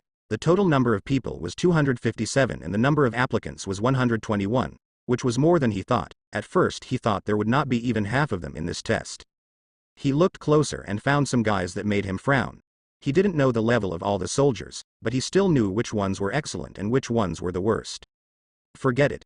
People should be responsible for their own choices. If this test doesn't kill them, they will learn what it's like to make a choice when facing a titan, Instructor Keith said to himself. He has no right to make decisions for others. He can only wish them good luck and give them some advice that will serve them well in the future. The next day, Takashi, Marco, Jean and Thomas prepared dry food, water bags, glass oil lamps and other equipment. No one dared to say that they would be able to reach the camp at the foot of the distant hill before nightfall. After all, in the present weather it would be getting dark before evening. Now the snow is more than 10 centimeters thick, and 25 kilometers is nowhere near, including 5 kilometers of mountain roads. This is also the reason why almost 100 people gave up directly long before the start. As soon as the day of the event dawned at 7 a.m., more than 100 people who participated in this event set off. The schedule is based on 7 o'clock in the morning. You can't leave early. Of course, you can also leave later. Nobody cares about that after all. Jean, who was wearing a grayish-white military uniform, complained, "What the hell is Takashi doing? Iren and the others have left. Why hasn't he come yet?" Thomas looked a little embarrassed. Takashi had said to move forward first. "Let's get going." What the hell, he didn't take it seriously again. Jean was very dissatisfied. Marco said, "Then let's go first. Takashi will be fine. We don't have to worry about him at all." HMPH. Forget it this time. Let's go first. Thomas was a little helpless. In the morning, he asked Takashi to go out, but Takashi actually told him not to rush him and let him sleep for a while. When everyone had already left, Takashi put on a grayish-white cotton quilted jacket and set off with his luggage on his back. Following behind the crowd, whoever stayed behind would give him a hand, so that no one would have any trouble. He had told himself that he would make a change, he should not fluctuate at his words and take care of everyone as the best soldier of this group. Thus, Takashi slowly departed. As for qualifications, that is not important. He will not join the military police corps. As long as he graduates successfully and is not afraid of death, he can join the Scout Corps. Scout Corps Commander. We welcome recruits who are not afraid of death to join us. At 8 o'clock in the morning, when Takashi departed, he met Instructor Keith, who had not left the starting point of the test route. Of course, Instructor Keith did not need to participate in the mountain test. He had already prepared several other instructors in the camp at the foot of the mountain waiting for the soldiers who would participate. Keith looked calm, as if Takashi, who seemed to be on a trip and sightseeing, passed in front of his house. Won't you be worried about the final evaluation results in a few years? Keith asked casually. Takashi smiled slightly. No sir, for someone like me, it doesn't make much sense to try very hard in the tests and always finish first. Successful graduation from the training corps doesn't require outstanding grades. This is a reality that Eren hasn't seen. To go to the scouting corps, Instructor Keith, who seemed interested in Eren's results, also knew this. Instructor Keith showed a rare smile. Then why do you have to participate in the test? This test is not difficult for you. It's not hard for me, but not necessarily for some people I appreciate. There are always some people who can't recognize their own abilities and it's up to you to help them in the process. Takashi expressed his thoughts. Oh? Then I'll leave it to you, Keith said and headed back to the base. Takashi shrugged his shoulders in a disinterested manner. Just now, he could notice Keith's worried expression when he mentioned Eren's name. Takashi walked leisurely to the end of all the groups. The first part of the test was fine, it was nothing new. After all, most of the people who came to participate were in good shape. The real test is in getting over that snow hill. Exhaling a puff of white breath, Takashi found that the sky was getting gloomy, the wind was getting stronger and stronger, and snowflakes were floating thicker and thicker in the air. It's snowing again, it's 2 o'clock in the afternoon and the people across the street are climbing the snowy mountain right now. The sky was not clear at all, but you can still see some morning sunshine, but now it is snowing. Maybe someone has some problems, but Takashi didn't know who yet. Takashi is slowly climbing the mountain, and sometimes the path on the mountain can be tricky. If you accidentally slide down some ravine, you will end up severely injured. Therefore, Takashi was very cautious. Although he has a lot of self-confidence, he can get hurt and does not want to make use of his wonderful hidden card. The routes gradually increased. There was more than one path at the foot of the mountain. There were tracks on both paths. Takashi chose one at random and did not insist on increasing speed. When the sky darkened, Takashi lit the glass-covered oil lamp. Finally, Takashi found a soldier sitting on the ground under a steep slope in front of him. Takashi trotted over and discovered that it was a boy. His face was pale, his whole body was shaking, he was bumping his right leg and his expression was a bit painful. Are you okay? Takashi asked. The boy looked at Takashi, a little surprised. Takashi, why are you behind everyone? Tell me what happened to you first. Only until now did he discover that this corporal was Liam, the one who asked him to be part of his team along with a close friend of his. It all went wrong. A rock came loose from the mountain and I fell into a ravine. Daniel possibly fell somewhere else on this mountain as well. Liam was more worried about his friend Daniel than his own safety. At first I wanted to walk, but it's impossible for me to move. Who were the members of your group? Takashi handed him the glass lamp and then took off his backpack as he helped Liam up. Me, Daniel, Krista and Ymir. Liam said, wait, this won't work, you better go to camp and let some instructor come get me. One man doesn't leave another behind. It's getting dark, it's possible no instructor can find you until then. Do you want to freeze to death? Takashi put down his backpack and carried Liam at a steady pace forward. But you won't be able to hold on like this, shouted Liam who was on his back.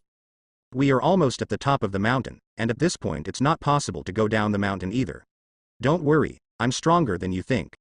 Takashi smiled at being able to save someone in danger. Now, he can only pray that Ymir, Chista and Daniel are okay. Okay, put me down if you can't anymore, by the way, thank you very much. Liam couldn't refuse, he felt relief to see someone coming to his aid. Even when he tried to tell Takashi that it was okay if he waited, he was dying of fear inside. It's a relief that Takashi's physical performance is one of the best in the training corps, otherwise Liam would hesitate in his words. For now, that was the situation on Takashi's side, and on the other side, Aren, Mikasa and the others had reached the camp on a high slope at the foot of the mountain. It took them 9 hours and 32 minutes to get to the camp. Considering the weather, it's not bad at all. An instructor looked at his watch and said to Jean, Connie and Marco. The three arrived just behind Aren. This seemed to be a sign that others would arrive one after another in the next 2 hours. After several hours, only 5 people had not arrived at the camp, and those were Krista, Ymir, Takashi, Liam and Daniel. Many were worried and several instructors had already left the camp to look around. Less than 2 kilometers from the camp, Krista was struggling to carry the unconscious Daniel forward with Ymir's help. Under such circumstances, the 3 of them would not be able to reach the camp at the foot of the mountain. Due to the accident in which Liam was hit by a rock and fell into a ravine, Krista in this weather could not do anything for him, and, following Ymir's advice, they could only do something for Daniel, who remained unconscious. Unable to do anything for Liam, Krista helped Daniel as best she could. She knew it was difficult. Even with 1 injured person they were in trouble, with 2 they would never make it to the camp. Finally, Ymir stopped Krista, knowing that there was no chance of getting out of the place without dying. Looking at Krista, Ymir mumbled words and after a moment confessed that she accidentally discovered that she was the illegitimate daughter of a nobleman and left a very profound sentence: when I revealed my secret to someone other than you, reveal your name and live on. Finally, with her deepest wish, she looked at Krista and said, I will come back for you when I take Daniel. I promise I will get you out of this place. No, Ymir. Chista looked at Ymir, who grabbed Daniel and jumped down a slope. Ymir had thought about it. Krista, even though she looked just like her and had many similarities, was very foolish. Without making her change her mind about leaving Daniel behind, she wanted for the first time to be seen by someone and feel like herself. She no longer cared about the development. Without thinking much about the consequences, she jumped next to the silly Daniel and showed what she always tried to keep secret. A new form of Ymir. Soplo. Unable to jump to save Ymir, Krista watched a huge burst of golden electric arcs, and then a monster appeared not far away from her gaze. She's a titan. Looking at Ymir, Krista didn't know how to react to the situation. Ymir looked at Krista and said, I'll come get you, go back for now. Then, Ymir in her titan form held Daniel and jumped forward, running at high speed towards the camp located not far in front of the cliff. Krista grabbed the lamp. Her expression was a little dazed, not knowing what was happening. Then suddenly she noticed a light coming from behind her. Apparently a cadet was still behind her group. Looking in the distance, Krista said, Takashi, why are you behind? Who is the person on your back? Just now, Takashi and Liam saw a flash of light, but since it was dark, Liam didn't quite know what had happened. However, Takashi learned something impressive, but he wouldn't say it now. I have Liam on my back. What are you doing here alone, Krista? Takashi rarely got so serious. Ymir left with Daniel first. I was trying to slow down a bit so I could see if there was anyone else, Krista said quickly, hiding what she had seen. Let's go together. We'll be there as soon as we get down this slope. Takashi narrowed his eyes. Is it Ymir? Do you need help? Krista asked. No, I can do it. Let's go. Of course, Takashi wouldn't let Krista carry a guy as heavy as Liam. As they walked, Takashi couldn't help but think silently. Was the light just now a lightning flash characteristic of a titan when transforming, right? Was it Ymir who transformed just now? Is she the same as Aren? How was it possible for Ymir to leave Krista alone on the mountain? No. Takashi thought that Krista had covered for Ymir, and from her nervous behavior, he knew that she had quite possibly just found out. If so, was Ymir someone who could be trusted? There was no chance she would help anyone if she was one of the bad guys who attacked the Maria wall, but still Takashi needed to check. It had been another half hour and Aren couldn't sit still in the camp room. No, don't stop me, I'm going to find them, Aren said to Mikasa and Armin. Then let's go together, replied Reiner with a serious look. Jean, Connie, Marco, etc. also expressed their intention to go together. At this point, Ymir came back with Daniel. Sasha entered from outside with Ymir and Daniel, who was already awake.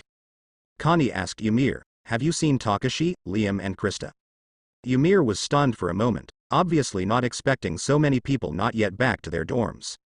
Krista is coming soon. As for Liam, I haven't seen him since the accident. Takashi never showed up, possibly he didn't go up the mountain. Ymir's behavior was a bit strange. She knew that there was no one but Liam behind her group, She didn't expect that Takashi, who was like a monster, still hadn't finished the test. Eren was in a hurry, so he was about to leave to find Takashi, but an instructor stopped him. Wait. At least wait until Krista comes back. The instructor stopped everyone. Most of these people were the elite of this Southern Training Corps, and they couldn't be allowed to take any chances trying to save other people. Time passed and everyone arrived at the door to wait for Krista. Look, Krista is back. No, looks like Takashi is back too, Sasha said, pointing to 2 lamps not far away.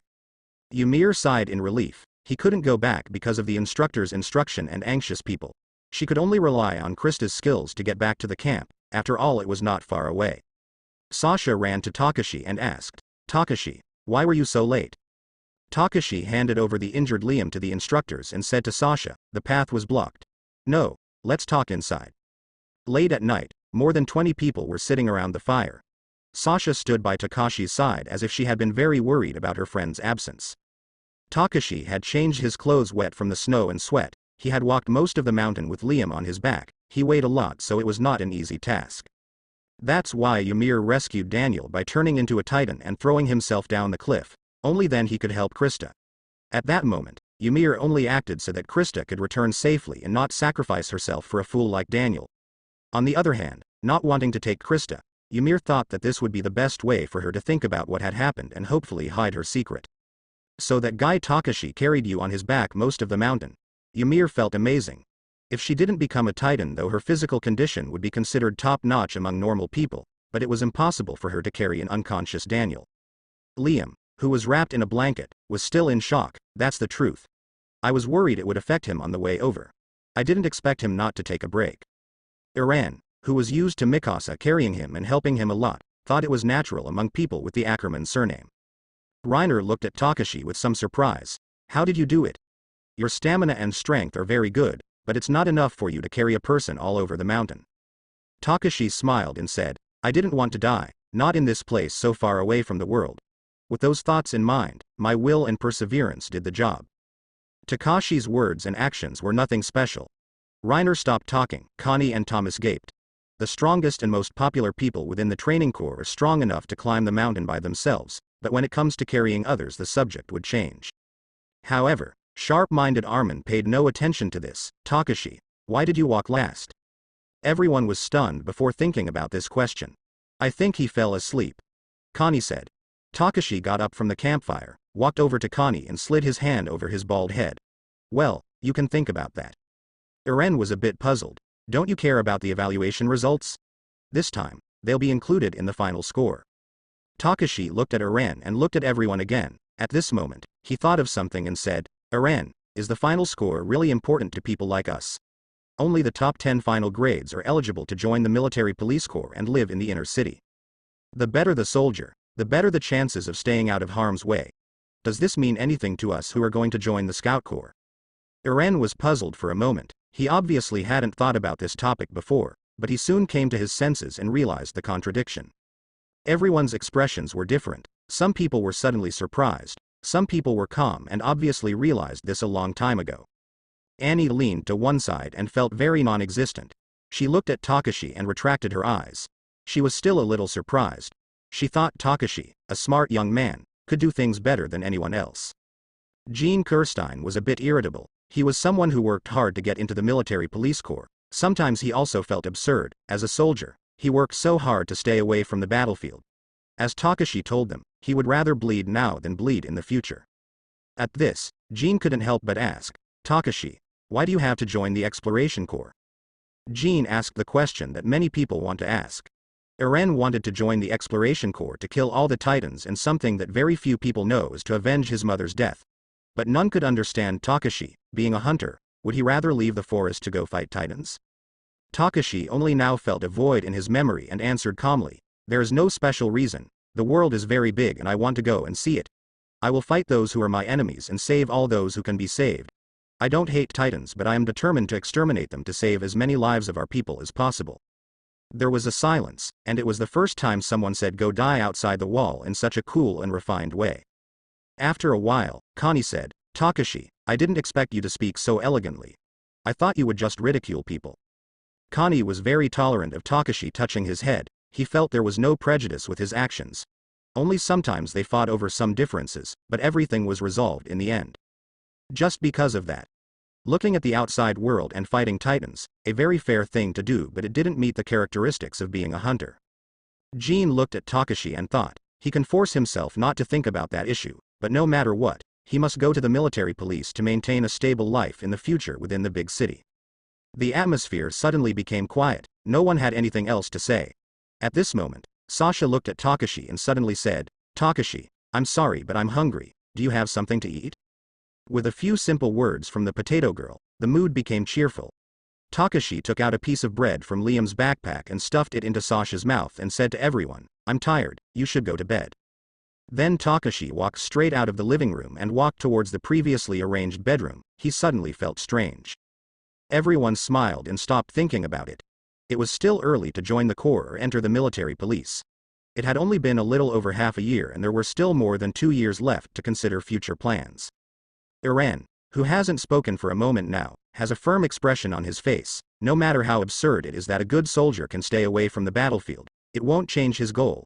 Seeing this, Mikasa was a little worried. Iran, Armin, stay away from that person in the future. Mikasa said goodbye to Iran and walked towards the dormitory. She felt something unique about Takashi, as if he was willing to give everything to make a significant change, even his life. Iran and Armin looked at each other helplessly. They were getting along very happily with Takashi. Both Iran and Takashi had the goals of joining the exploration corps to kill titans. But at the same time Iran and Takashi had nothing in common. At this point, Mikasa hadn't given up on the idea of stopping Iran from joining the exploration corps.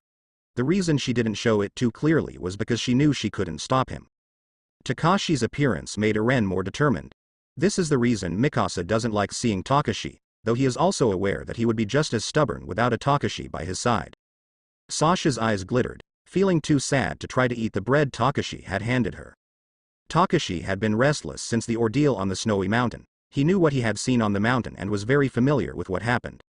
When Eren Yeager, the protagonist of this world, transforms into a titan, rays similar to the ones he saw on the snow mountain came out in the surroundings before Eren's titan appeared. He recalled that in the story, as far as his memories could reach about this world, there were at least 3 titans that could fight in a way like Eren did at the beginning of the story. If these 3 titans were more experienced, it would stand to reason that their mastery over their titans would be more accurate than Eren's. After all, it was very common for the protagonists of their own world not to master their awesome powers until a certain trajectory of their story. With all that in mind, Takashi knew that Ymir was a human who could become a titan. At first, Takashi was ready to assassinate the first titan shifter he had encountered. However, Ymir's intentions and actions did not relate to the other titans who were responsible for breaking through the Maria Wall. However, there was no chance that those titans who attacked the Maria Wall would appear before the dissolution of the training corps. The dissolution. Takashi showed an absolutely shocked expression. How had he not thought of that before? Although he didn't remember what happened after the attempted capture of that female titan, he remembered details prior to that. The titans only attacked again when it was the dissolution of the army training corps, where Eren was and where Takashi had found a new titan shifter. Therefore, Takashi came to the conclusion that the enemy titans of mankind were among the training corps or the garrison corps. However, these are very important assumptions that change everything that is about to happen. Ymir had the possibility of becoming a titan. Eren could also become a titan. If Takashi follows this pattern, what chance was there that also the titans who were the enemies of the story would be in the same place as the protagonist? While Takashi was thinking about all this, he looked at Ymir, who was sitting in front of him with a cold expression. Krista looked at Takashi with a nervous look. She definitely knew why Takashi had called them so early. Takashi looked at Ymir and then at Krista. Sighing lightly he said, "Well, the test in the snow was a very dangerous thing. To tell you the truth, I'm still surprised there weren't many losses. I think it was the hardest test we've done so far, right, Ymir?" Krista looked at Ymir and smiled nervously. "Let's stop this stupid game for now. What are your intentions in talking stupid about the test?" Ymir couldn't stand Takashi's behavior. She knew he was playing with her and Krista from the beginning. When she returned with Krista that day on the mountain, she knew Takashi might have seen something. When they returned to camp, there were no stares or disturbances that would have proven her suspicions. Even Takashi had acted normally, fooling her suspicions with totality. Now, Takashi was in front of Ymir and Krista. Quite possibly his intention was to ask about what he had seen that day on the snowy mountain. "You seem to be very impatient, Ymir," You can't lose your composure like that, Takashi said with a smile that was erased seconds later abruptly. Ymir is like that. Forgive her for insulting you a moment ago. Could you be a little more specific about what you wanted to talk about? Krista said with a calmer look. If Takashi knew what had happened on the mountain, there was no chance he would be so calm in front of Ymir. Therefore, she should keep her composure and not cause any doubts about Takashi's suspicions. Takashi smiled and said, Susanoo, god of storm, ocean and battles, is one of the most important deities in the Shinto pantheon. Susanoo is one of the three noble sons, born of Izanagi, god of creation, and Izanami, goddess of creation and death. He was born at the moment when Izanagi was taking a purifying bath after escaping from the underworld, the place where his beloved was held captive. By sprinkling water on his face, Amaterasu, goddess of the sun, Tsukuyomi, god of the moon, and Susanoo were born. The latter emanated from Izanagi's nose. Amaterasu emerged from the left eye and Tsukuyomi from the right eye. When Izanagi divided the kingdom among his three sons, he gave Amaterasu, the sky and the sun, the lightning, the sea and the land to Susanoo, and the moon and the night to Tsukuyomi. This division offended Susanoo, who wanted more power and felt superior to his brothers. However, he knew that facing his father would be disadvantageous, reason why he waited until he began his divine rest to face his sister Amaterasu.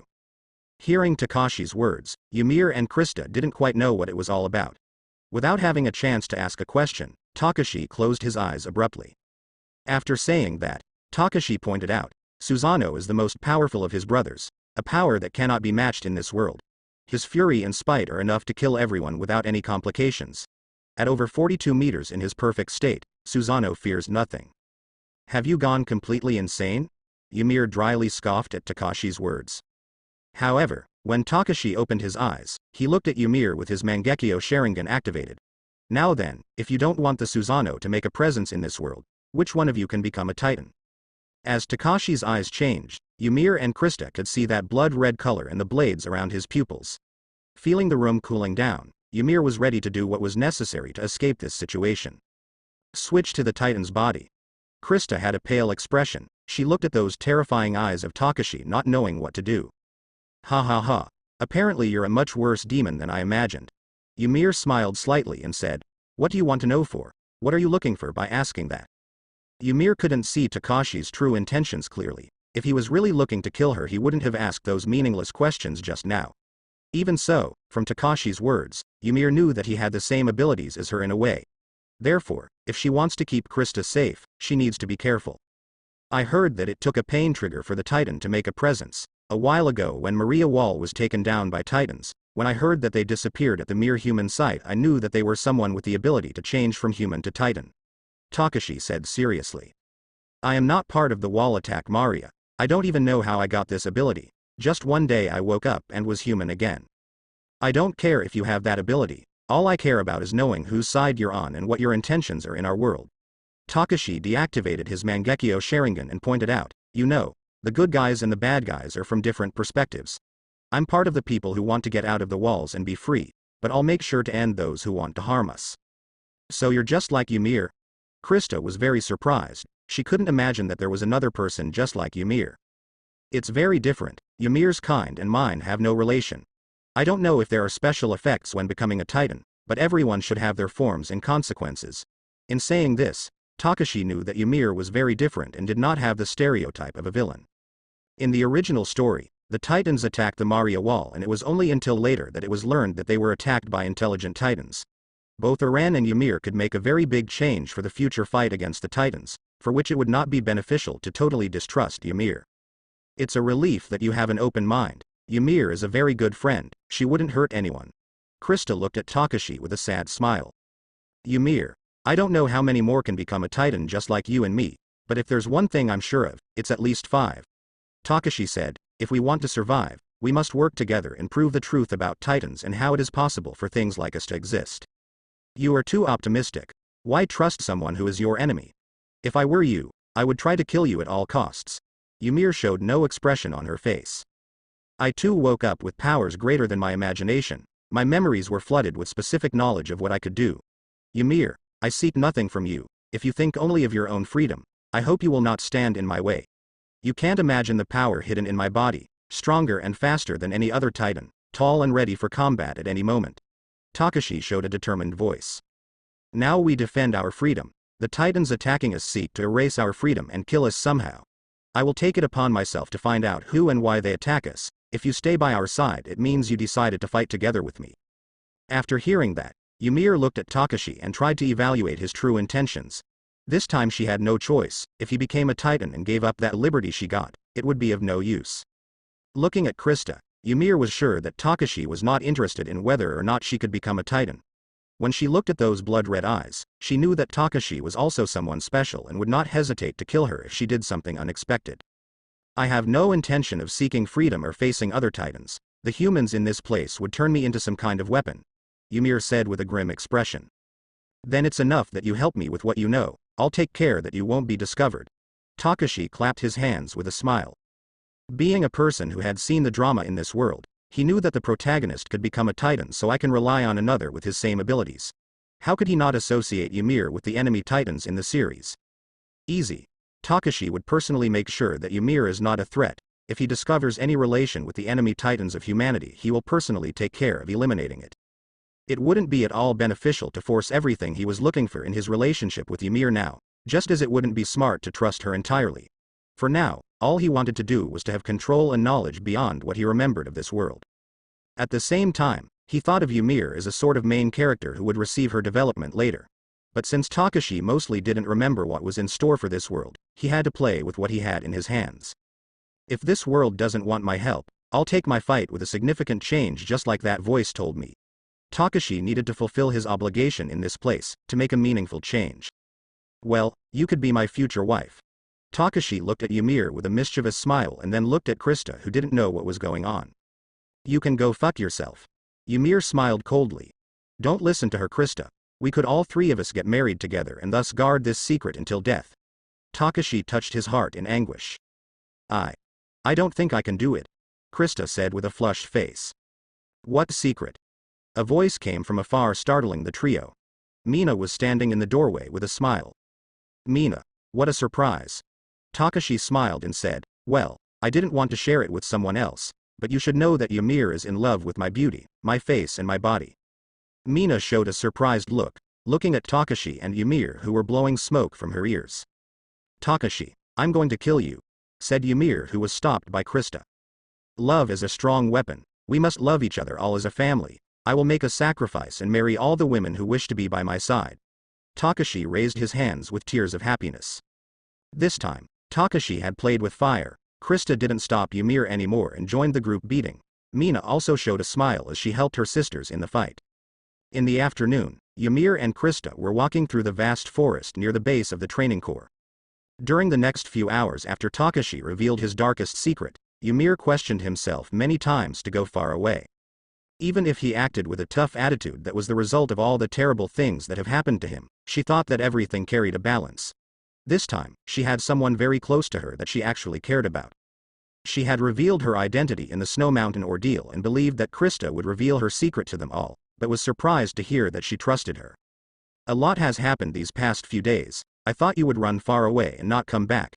Krista looked at Ymir and smiled. "I think the best decision is to leave this place. I can't stay here when someone else sees what I can become," Ymir said with a sad expression. She had struggled so much to find a way out. The only reason she joined the training corps was to look for Krista. After overhearing that conversation in the church, she thought could find something similar to what she was in the past. "Don't say that kind of nonsense. Everyone in this world keeps secrets. Now that I am aware that there are Titan shifters among us, I discovered many more secrets than the others in a long time." Krista was annoyed by Ymir's words. She couldn't help but complain. "I trusted you when you helped Daniel. You risked everything just because I didn't want to leave a partner behind.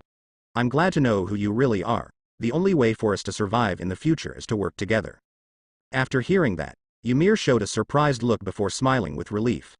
"All right then, let's fully trust each other and survive the future, but when I have to reveal my secret to the world, you must also reveal your real name."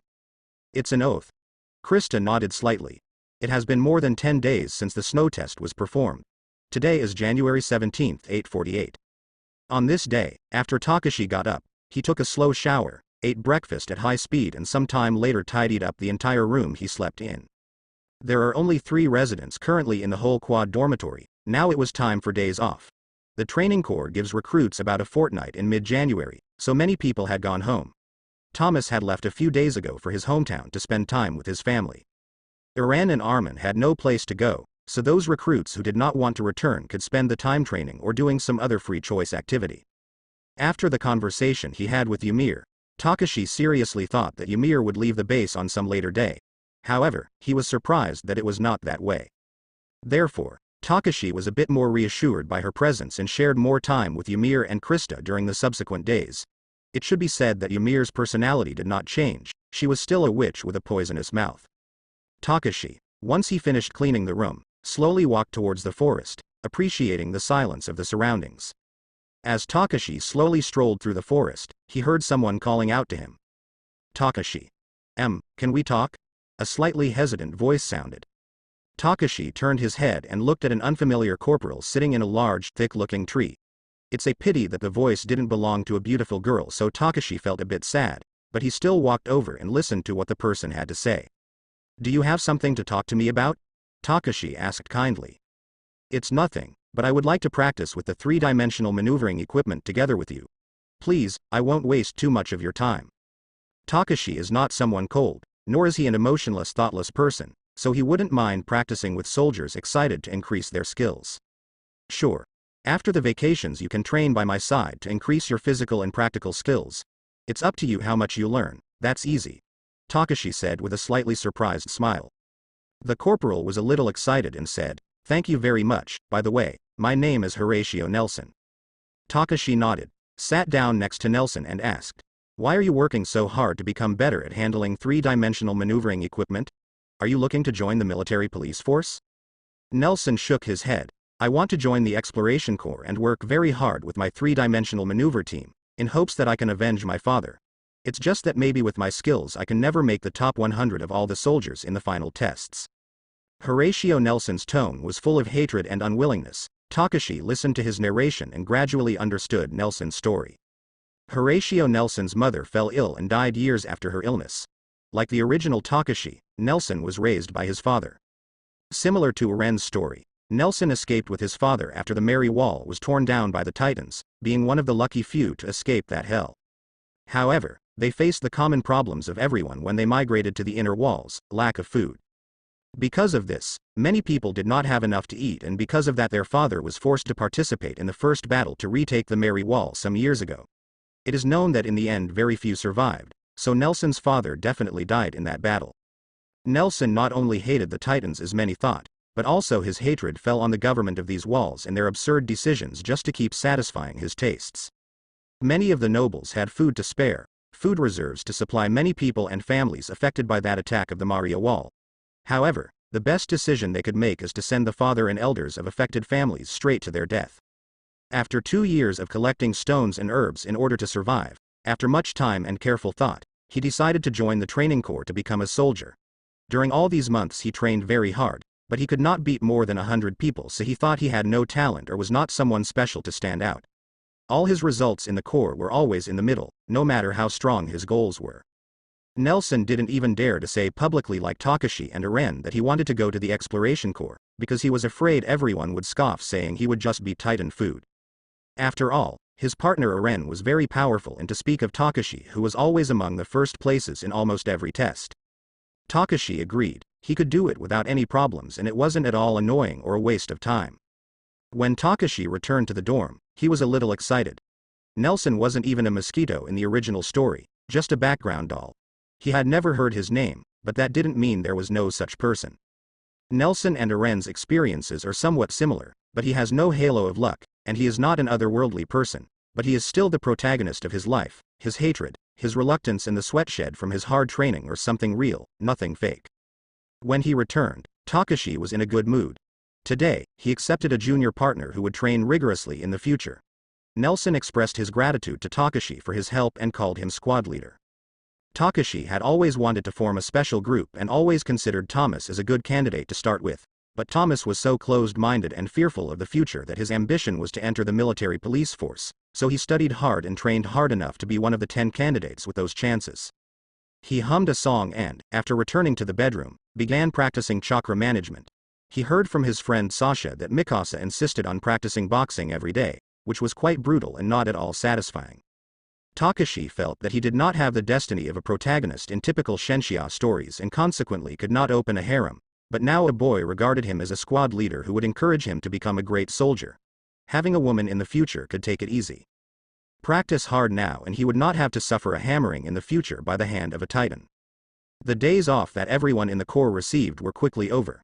After all, they could not afford to spend many days away from the base due to the limitations of training outside. Takashi would never have imagined that there were vacations in a place like this, but on second thought it was a common occurrence due to the 3 long years of training. They could not be done constantly and without any days off to clear the mind. Even the instructors had to have quiet days. In the last few days, those who returned home arrived at the training corps base one after another. As for Eren, Mikasa, Reiner, Annie, Ymir, Krista and the others, it could be speculated that they had no place to return to, so they all stayed at the base following less intense training. Sasha did not return to Dopper, and neither did Takashi. He only had a small stick hut in that hunting village. Takashi felt that when he returned, there would probably be grass growing in the house or it would even be ruined due to the abandonment of the house, but according to his memories that was nothing. He could find another place once he started working as a soldier. Even if he has mixed feelings about that cabin, he couldn't afford to go back knowing that no one was waiting for him. He had to take advantage of all the time he could. He didn't have time to be a slacker or disinterested with training knowing what in the very near future awaits him. The soldiers who stayed at the training corps base during the days off trained alone. After Takashi and Sasha went to the nearby city a few times, most of the time Takashi was practicing with the 3-dimensional maneuvering equipment alongside Nelson. Young Nelson practiced a lot with Takashi and really pushed himself to push his limits. Takashi on his side did his best to motivate Nelson and teach him everything he knew and some deeper details about decision-making. As for what he could learn, it was up to him. Tomorrow a new phase of training would begin. The instructors returned one after the other. When Takashi looked at a very familiar bald head, he knew that Instructor Keith had arrived and the quiet days were over. "Hi. Takashi, I came back and brought you something to eat." Thomas walked into the dorm full of energy. "Oh, welcome back." Takashi, who was checking the condition of his belts and uniform, replied with a slight smile. He hadn't seen him for a few days. However, she didn't have the enthusiastic joy of seeing him again since she wasn't dealing with a beautiful girl. "Phew, it's still too cold. Aren't you happy to see your big friend?" Thomas put down his things, slightly dissatisfied with Takashi's slightly disinterested attitude. Takashi didn't say anything. Thomas wasn't his girlfriend after all. Takashi put down the belts in his hands and said, "By the way, now that I remember there is someone who will call me squad leader in the future. Right now he's training by my side, he's talented." Thomas was surprised by Takashi's words and asked, "Who, Eren?" "No, a boy from a nearby village." Takashi rolled his eyes. If he wasn't his friend and slept on the top bunk of his bed, he would have hit him already. Takashi stopped saying unnecessary things and said something important. "I just read the notice on the bulletin board. Apparently they will add 2 new types of training." Thomas looked bitter and couldn't help but complain. "I can't believe it. I just got back and I'm already getting worried. What new courses have the instructors added?" "Climbing and riding training. The first time I heard that word I didn't know what it meant. Turns out it's horseback riding." Skashi smiled slightly embarrassed. "Riding training will begin a month later, at the beginning of March, and these practices will last for a year. It won't stop for the whole year, but after a while, it won't be a key course for soldiers in the training corps. However, this type of training is not dangerous at all. Still, climbing training is a completely different thing." From the words of an instructor, Takashi learned that there were people who could be killed or injured at any time. In cliff climbing practice, the assigned instructor would, once the course had been going on for a while, cut the safety ropes to test the soldier's adaptation if a similar situation ever happened when using the 3-dimensional maneuvering equipment. Takashi knew that this would mean there would be casualties, but death is considered inappropriate for fighting titans. This training starts immediately and lasts for at least half a year, twice a week at least. Forget about using the 3-dimensional maneuvering equipment. For a long time I've wanted to ride a horse, but that climbing training is something too cruel, inhumane. Thomas couldn't help but feel bad when he heard about the new types of training. "That's not so bad. Is there any less dangerous type of training?" "The theory class starting tomorrow has changed. This time it will be dedicated to Titan knowledge. Remember to bring a notebook. We should be ready in case there is some kind of exam later on." "It's okay, I understand. There are new types of theoretical and practical training." Thomas started to unpack his things with a downtrodden face. "Ha ha ha, there's nothing we can do about it." Takashi smiled slightly. However, he didn't remember that Thomas had brought him food, and right now Thomas wasn't focused on remembering those trivial things next to new types of training. The next day, in one of the many classrooms about theoretical classes was Takashi. The training corps students were divided into 6 classrooms. To be honest, every time Takashi studies in the classroom and looks at those neat chairs and desks, he had the illusion that he had returned to his days on Earth, as if there were no titans in this world. The class Takashi is in has about 40 people, divided into 2 columns. Takashi was sitting in the center and next to him was Sasha. However, as long as everyone agrees, the positions could be switched. Daniel is on his left side, and there were not many people from the main story in this class. Many of the males in the training corps called this class Heaven class. Half of the class is full of girls, and they were all considered the most beautiful in the training corps. Takashi for a moment felt that because of his time with the protagonist of this world, Eren, he was blessed by the fortune of a protagonist, although Eren and his story is tragic. There were not many girls in the body, about 60 of all the remaining people. Just as the class wasn't starting, Daniel, who was next to him, couldn't help but point out, "Takashi, I heard this class was going to be about titans." "Yeah, well, we better stop talking or we'll get points deducted," Takashi replied with boredom. Daniel was speechless for a moment. Time passed and the late teacher entered the classroom. Was he in the bathroom? Thought Takashi to himself. The Titans theory class teacher has silver hair and silver glasses. He appears to be in his 50s. His expression is calm and smiling, while his movements are calm. This person is actually a senior officer of the training corps, like Instructor Keith, who is mainly responsible for various practical training and today is in charge of the theoretical courses. He did not delay long in saying unnecessary words and went straight to the class after introducing himself. Titans are very similar to human beings in that they are bipedal creatures, with the same number and arrangement of limbs and functions as can be expected of human beings. From the human point of view, most feature deformed dimensions to a greater or lesser degree, ranging from slight abnormalities in proportions, to disproportions in head size and even bowed or curved limbs. It is unknown when they appeared, and most of their existence is unknown to us. Our history tells us that their tough skin, vitality and being able to live without lack of food is what led us, mankind, to a dead end inside the walls. Then, the master drew a sketch of the back of the giant's neck and pointed to the 2 utility knives on the podium. This is a knife made of super hard steel of a thin shape, you know it. As long as it hits the vital part at the back of the titan's neck and the position is accurate, the force of the cut is enough to kill the titan. There are 8 blades in total. If there is any damage, you can remove the blade and replace it with another one. Remember to replace the blade again after eliminating 2 to 3 titans. The Titan theory class teacher took a sip of water and continued. The known titans are divided into 2 categories. One are ordinary titans with predictable behavior, and the other are odd-shaped species with very strange behaviors. The odds of dying when encountering the latter are very high regardless of your size, so you should be careful if you ever encounter one of these. At the end of the question and answer session, the silver-haired professor took a roll call. Is Takashi Ackerman here? Takashi immediately stood up. The teacher looked at him and asked, "Some people now think that the super-large titan and armored giant that appeared 3 years ago should be classified as the 3rd type of titans, and some people think they are strange. It could be a new species. What do you think about it?"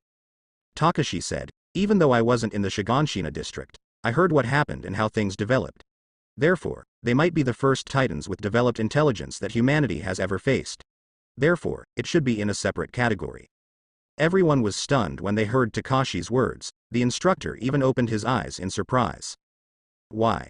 Of course, Takashi can't say he watched the anime. From what I heard, as soon as the huge titan appeared right near the gate, Shiganshina destroyed the gate with her feet, and subsequently the armored titan went straight through the gate of the Merry Wall as soon as it appeared.